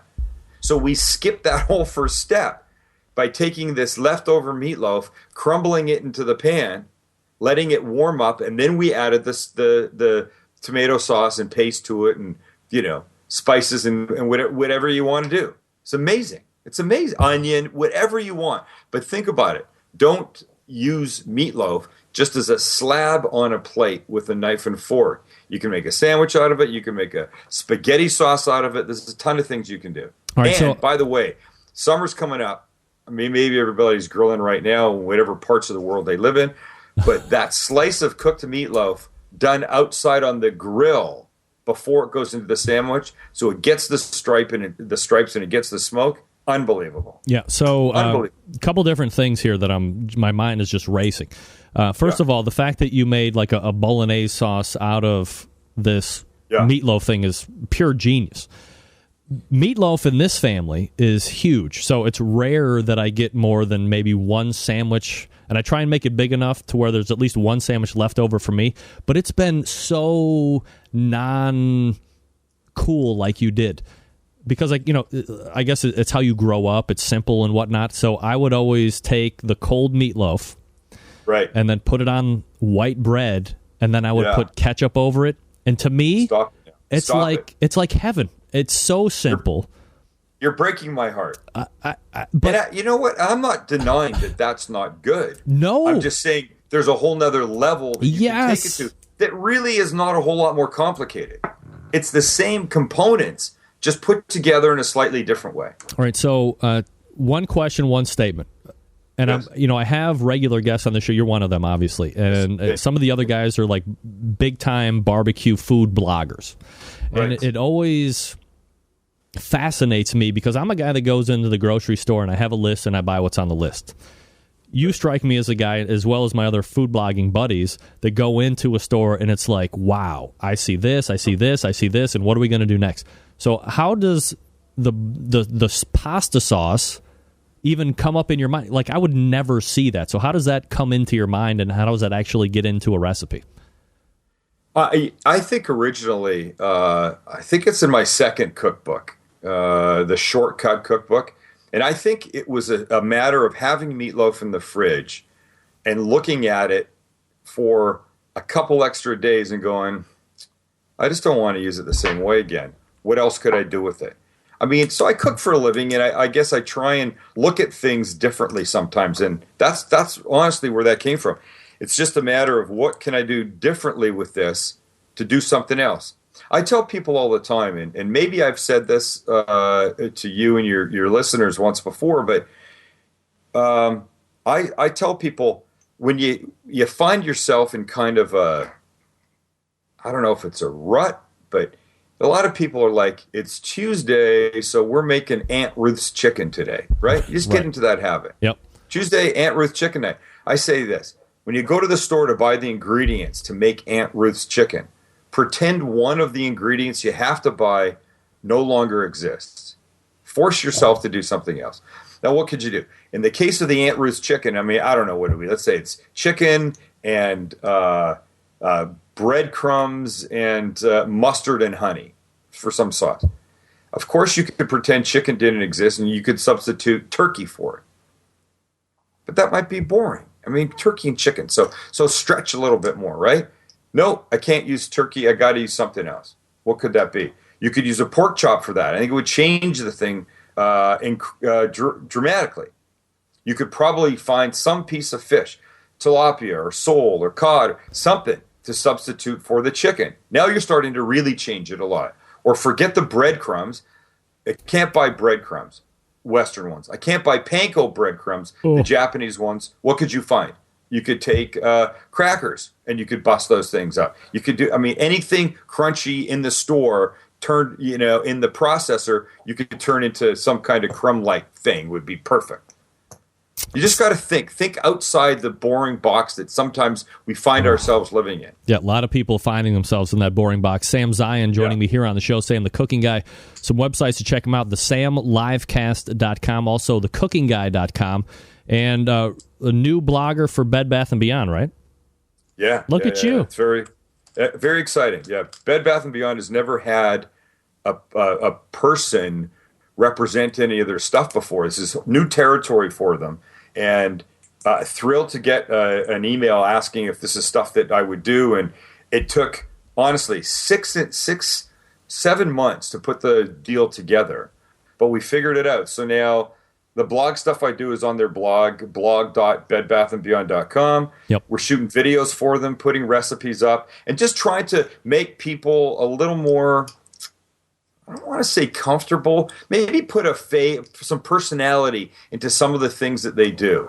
People can go on there and ask questions. We shot some stuff today about for Mother's Day that will be up. We did a juicing blog. People send questions in. We're trying to answer. I answer them online. And when we get enough of a certain topic, we'll go ahead and we'll shoot a video for it. We'll write a blog entry for it, that kind of stuff. It's really cool. It's a cool organization, 1,000 stores across the country, Canada, Mexico now. I mean, it's a big joint, and they're starting to say, let's not just be one big, storefront. Let's put a little personality behind it. Let people know we're real and we understand them. We want to be here for them. And they came to me, and I'm super jazzed about it. I think one of the things that I really like about that whole blog, as I'm sitting in the kitchen, is the fact that, God, I hate to say it, I'm not a reader. I mean, I like to write, I like to talk. I'm not a reader. So when I go to blog.bedbathandbeyond.com, your entries, a lot of them are video. So it's actually you in this kitchen, showing the coffee maker, showing you about knives, showing you about a bunch of different other things. So to me, it's almost like interactive where I'm like, hey, Sam, what do you think about this? And you're like, oh, hey, here you go. To me, that actually engages the audience a little bit more than having to read it. And that's actually very contradictory of me because I just started writing articles for AmazingRibs.com, which is like the heaviest traffic barbecue and grilling website. So it's written word. But, man, I love the videos and how that engages the audience. And I think that portion of it for them is a total win for you guys. Well, thank you. So why don't you do some videos for them? Is it out of the question, or? I think with the subject matter I'm trying to cover, it might be because it's a lot more in-depth competition cooking. How are the teams doing ribs? How are the teams doing brisket? The written word is going to win over that. But as far as just a general consumer is concerned with the Bed Bath & Beyond stuff, I think it's great because you're showing products and you're giving your own feedback alongside of that, which I think really holds a lot of weight with the listeners and your fans and the potential buyers. That's cool. They're excited. We're excited. I like the way people are responding to it. Seems to all be a good thing for us. Sam, can I put you on a quick hold here, and can you do another segment? Of course. Yeah, right. I'm here for you. All right, let's do that. We'll pick up with Sam Zien here in just a second. I'm going to do a quick spot for the longest-running sponsor of the show. You know him, you love him, the Barbecue Guru. I think the first time we ever had Sam on, he listened to the Barbecue Guru spot. But let me talk to you again. Warminster, Pennsylvania, the creators of automatic pit temperature control technology. And look, if you're thinking about buying one of these for your cookers, there's some few competing people out there in the market. These guys, why would you buy something else from somebody who didn't create this technology? They are the ones that created it. They're the ones that perfected it. They're the ones that are giving you multiple options. So why not buy these automatic pit temperature control devices from the Barbecue Guru? Now, maybe you're not familiar with how these little beauties work. I'm not going to get into the minute details, but imagine a product that allows you to set your pit temperature control, and once set, it keeps it running right at that set temperature all the way through the cook. Sound too good to be true? It's not. This is real-life technology that you can take advantage of right today by visiting thebbqguru.com. Now, maybe you're a busy working professional like me or like Sam. You have kids. You're constantly on the run with them doing errands. Quite frankly, you just don't have time to sit around and tend pit temperatures. I agree. I understand. The Barbecue Guru allows you to throw on a pork butt or a brisket or a couple slabs of rib. You're off to do whatever it is you need to get done, and the Barbecue Guru maintains your pit temperature you set it at. There's currently a number of different models to choose from. It fits your budget. It fits your level of geekdom, whatever that may be. The one that's most popular right now, that's CyberQ Wi-Fi. Imagine this, friends. You have a Wi-Fi connection. It also generates its own Wi-Fi connection. You're at a competition, or maybe you're just cooking at home. 3 o'clock in the morning, you're like, where's that pit temperature at? Grab your smartphone, grab your tablet, grab your computer. Don't get out of bed. Click on the web page that takes you right there. A, see where your meat temperatures are at. B, see where your pit temperature is at. Cooking too fast? Ramp it down. Cooking too slow? Ramp it up. All those adjustments can be made right there on your smart device, on your tablets, on your computers, on your web interface, whatever the case may be. You never have to go outside. Plus, once it reaches your finished temperature, it goes into ramp mode, so you're not going to get those ugly little bugs. Everything's safe. You're all good to go because the Barbecue Guru has your back. And don't forget about that Party Q, $129. Runs on AA batteries. You can go from cooker to cooker, and it's the easiest point of entry right now when it comes to automatic pit temperature control device. Don't forget about that Onyx oven as well. It's winning on the competition trail, winning in backyards. All you have to do is visit thebbqguru.com or give them a call, 800-288-GURU. That's 800-288-GURU. You'll be outfitted with exactly what you need to get you up and running right out of the box. thebbqguru.com. Stick around. More Sam Zien right after this. Stick around. I'll be right back.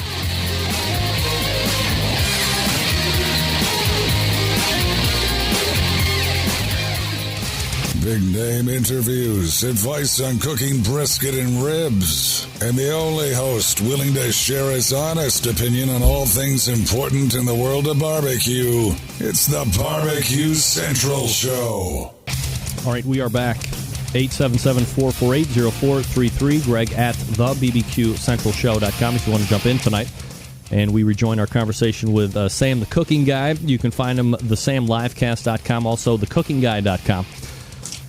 All right, Sam, so we had a wonderful conversation about meatloaf on a number of different topics, which I love. One of the most popular cooking staples in the kitchen is this olive oil, especially extra virgin, aside from Rachel Ray giving it that EVOO nickname, which I have now adapted into EV olive oil so I don't get sued for trade purposes. I can't stand her use of that terminology so much. I refuse to say it. EV olive oil. I don't care if it takes me an extra half a second to say all those words. I'm going to do it, Greg. That's right. So, there really isn't a lot of stuff to go off of when regarding which one to purchase. There's a lot of extra virgins out there to choose from. So the question is this: how does someone go about picking the best extra virgin olive oil for them? Okay, well, so here's the deal. Extra virgin olive oil comes from the first pressing of the olives. It's got more flavor, and it's richer tasting. It's sort of fattier tasting, but more importantly, it's more expensive. So, A, you don't want to just buy one blind, and B, you just don't want to scatter it on everything that you're going to cook. Extra virgin olive oil, for me, is meant for when I want the flavor of the olive oil to enhance whatever it is I'm cooking. If I'm grilling some burgers and I want a bunch of sautéed mushrooms for that, I'll use regular olive oil, not extra virgin. Because in that case, I don't really want it to flavor. I want to use it more like lubrication, if you will.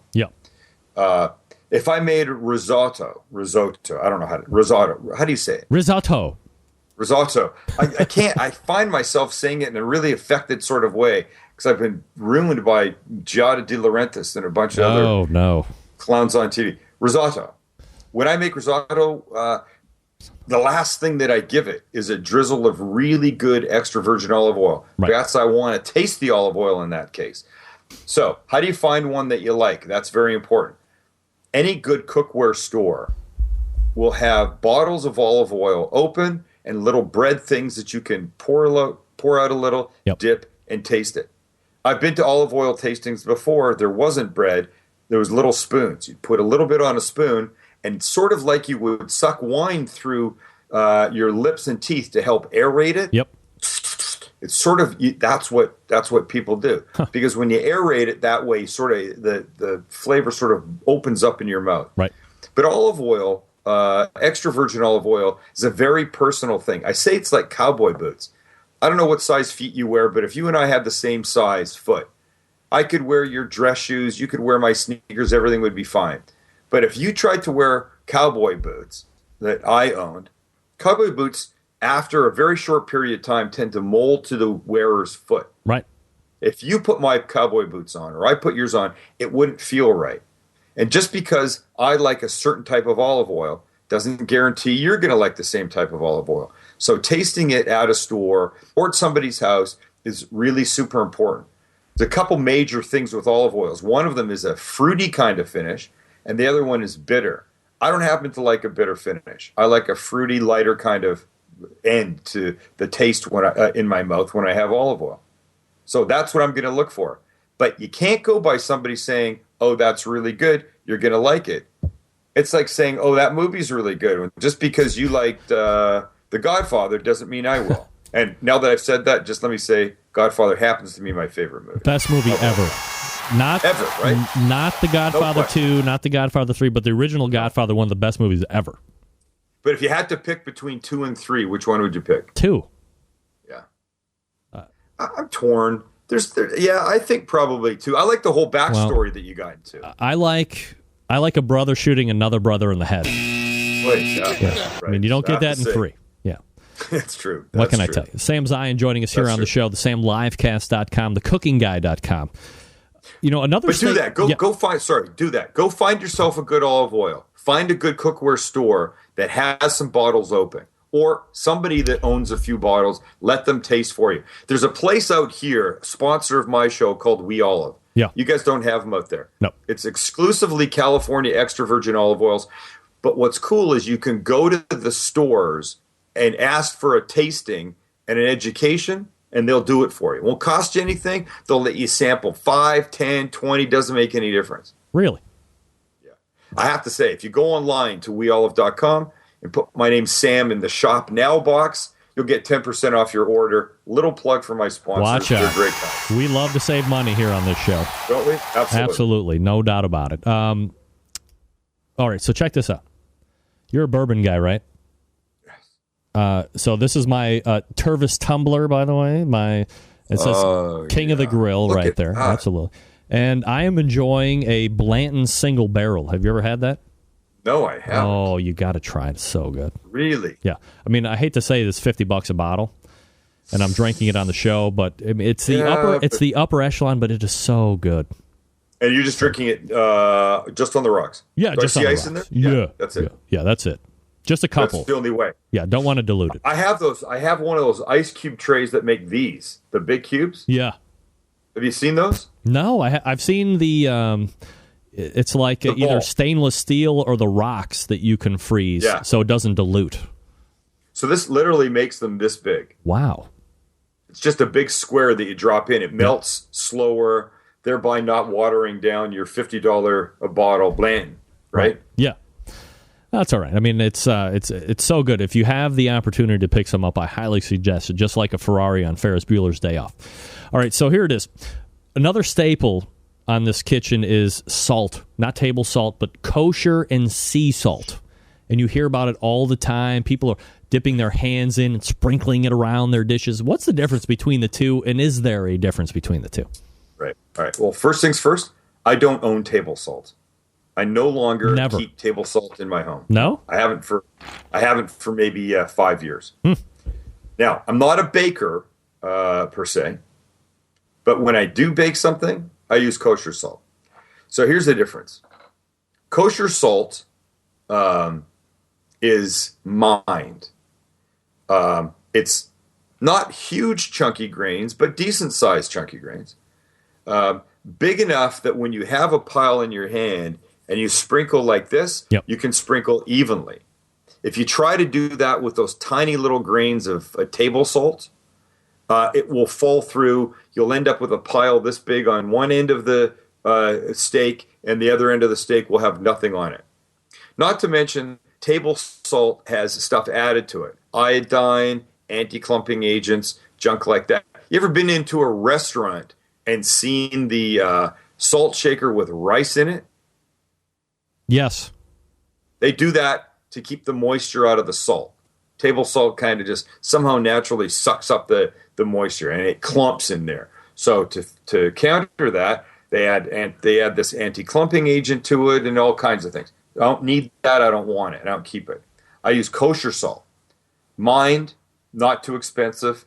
It's fabulous. Almost every restaurant kitchen you go to will use kosher salt for what they do, for their 99% of their cooking. Now, sea salt is evaporated from a lake. I don't know where it comes from. It's not the ocean, I guess. I don't know where it comes from. But some kind of salt-bearing water bed is where the sea salt comes from. Evaporation to get it to where it comes in a bottle in a store, a lot more expensive. Sea salt, more expensive, but it's got those sort of pretty flat little flaky grains. I would only use sea salt if I wanted to finish something in a very pretty, gentle kind of way. If I wanted the recipient of this dish to see the sea salt sitting on it, or the salt, that's when I would use sea salt. I keep a little bag of it. I like this particular brand from New Zealand. I keep a little bag of that, pouch of it in my kitchen. Honestly, I can't remember the last time I went to it. Wow. Kosher salt all the time. And remember, salt used the right way shouldn't make food salty. It should bring out all the natural flavors of whatever it is you're cooking. And the only evidence that you need that salt does that, impacts food in a positive way, enhances the natural flavors, is that pretty much anything that you bake, there's salt in. Yeah. And the lemon bars and the cupcakes and the cookies don't come out salty. They come out tasting more lemony, or an enhanced level of chocolate, or the raspberries are better. Salt used the right way enhances the natural flavors. Shouldn't make food salty. That's that. So check this out. There's a guy in Canada, the old country, I think as you termed it.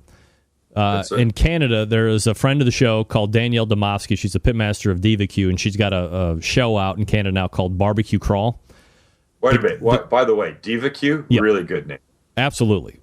So this guy can't figure out what to do. So he's watching you and I on Roku live, and he's also watching Barbecue Crawl at the same time. Check this out. Can you see that? This guy can't figure out what to do. I love it. Look at this guy. Ask him, where is he? Where is he in Canada? Find out. He'll tell us in a second. Yeah, he's on instant chat here. I just had to share that with you because I think that was pretty awesome. That's hilarious. All right, so yeah, I mean he's so barbecue crazy he can't figure out what he wants to choose. So why choose? He's in Toronto actually.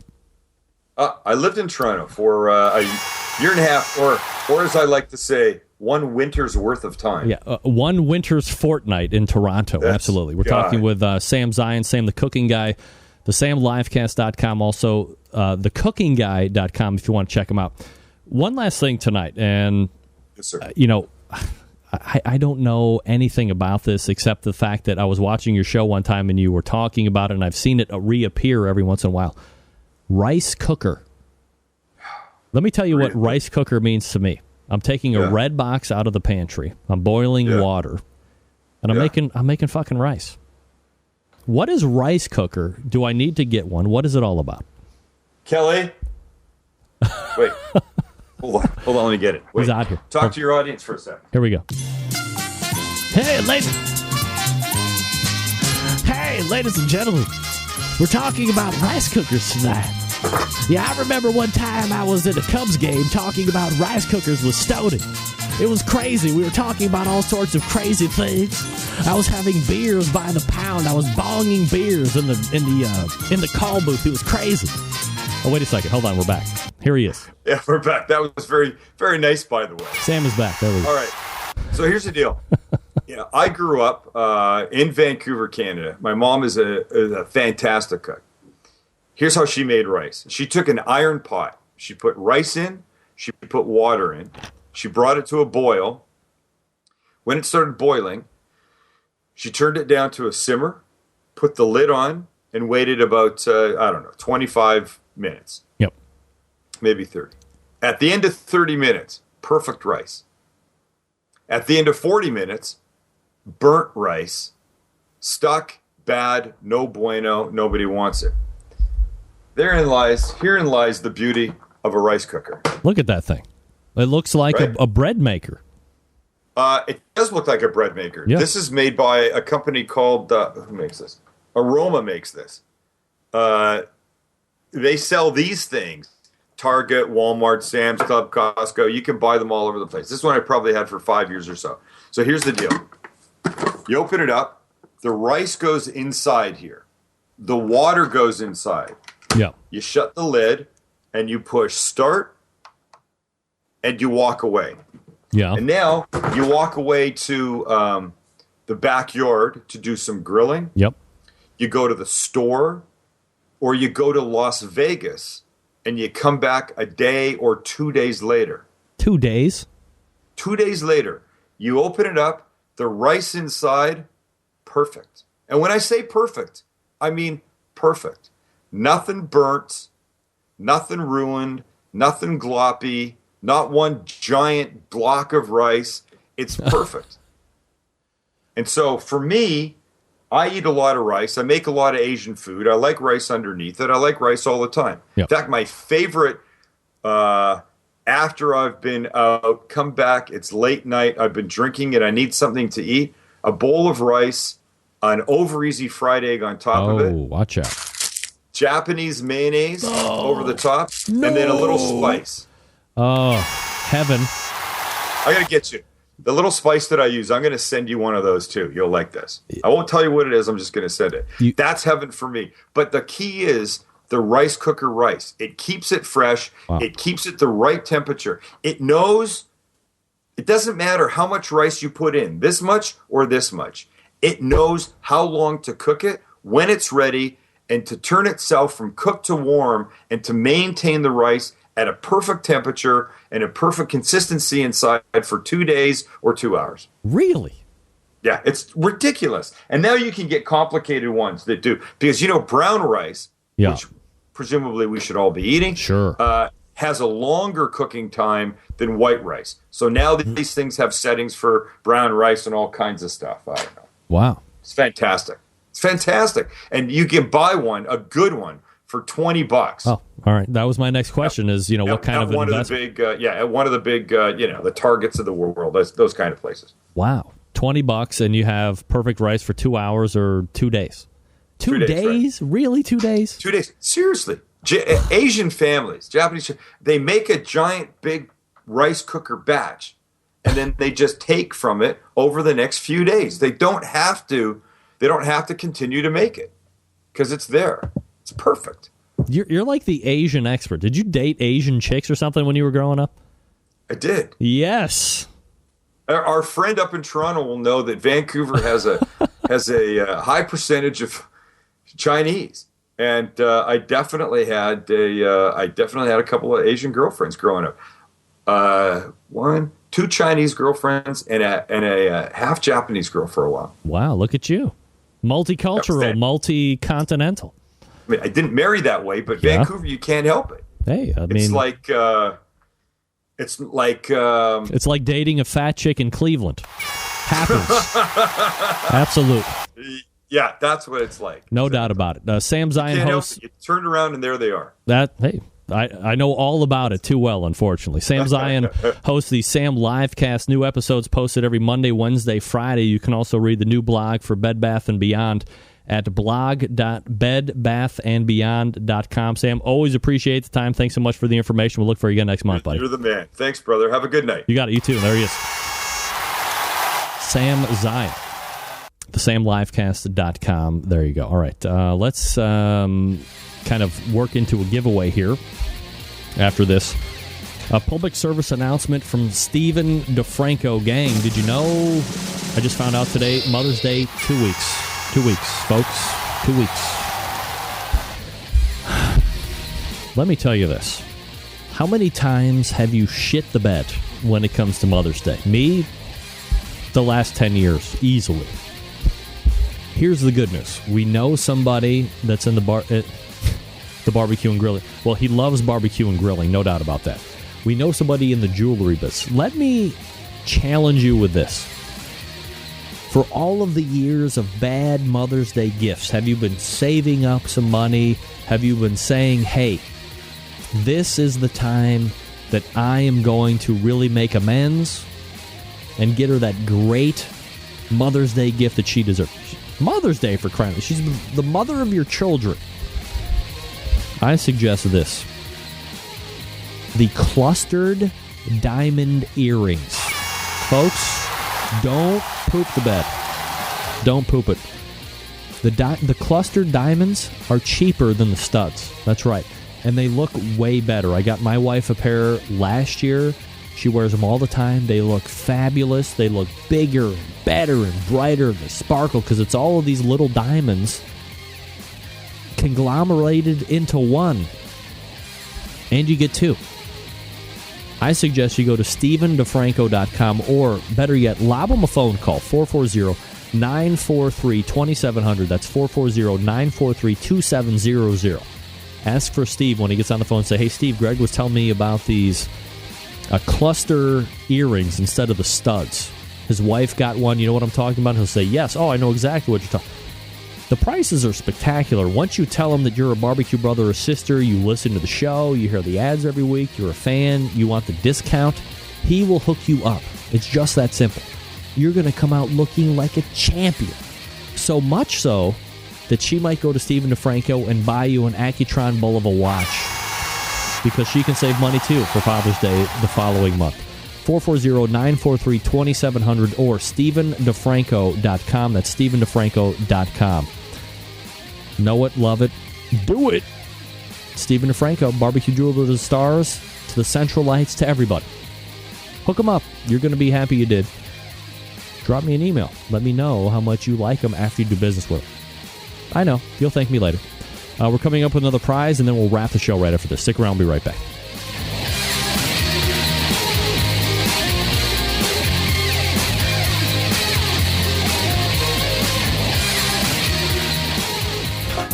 Broadcasting live from the Barbecue Central Radio Network studios in Cleveland, Ohio. You're listening to the Barbecue Central Radio Show. Once again, here's your host, Greg Rempe. All right, we are back. 877-448-0433. Greg at thebbqcentralshow.com. Eminence Front. The Who. Do you know that? Do you know who sings this song? Not Roger Daltrey. You can win a 1-pound bag of JP Custom Smokes beef rub, thanks to John and Tina Patty from JP Custom Smoke.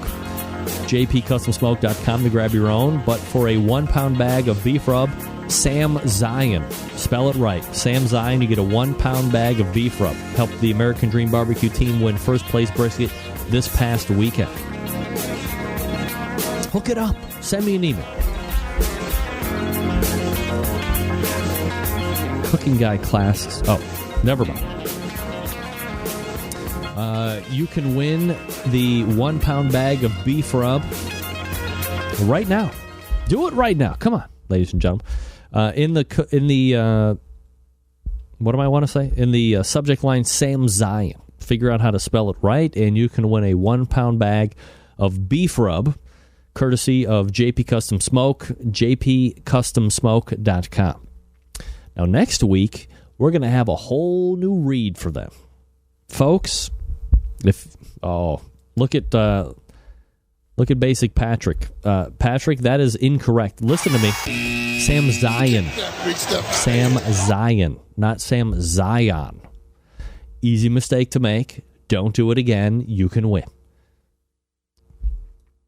The 1-pound. All right, so let's review the second hour.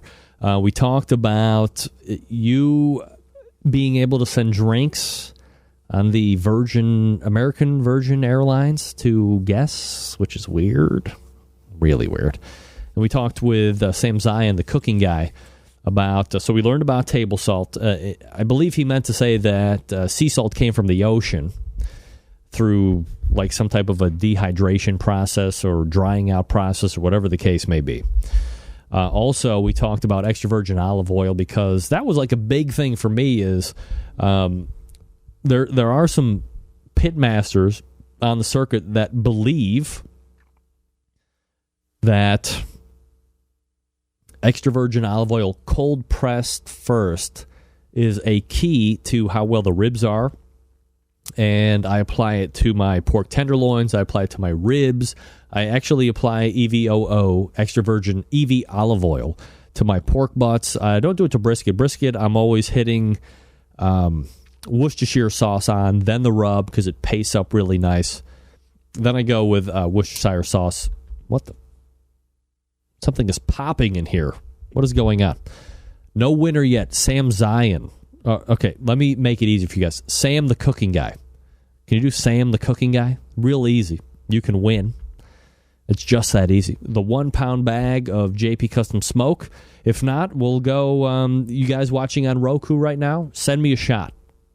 You send, as a matter of fact, everybody's out.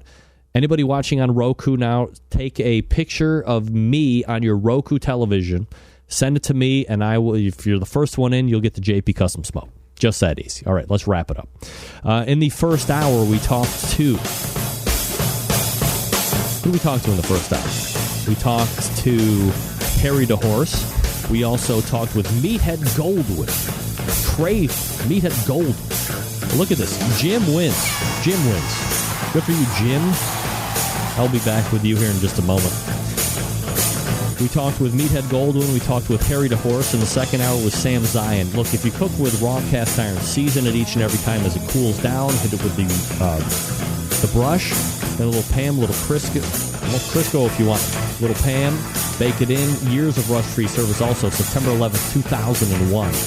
We'll see you back here next Tuesday at 9 p.m. Eastern Standard Time. This is your program host and proud U.S. American, Greg Rempe. Good night now.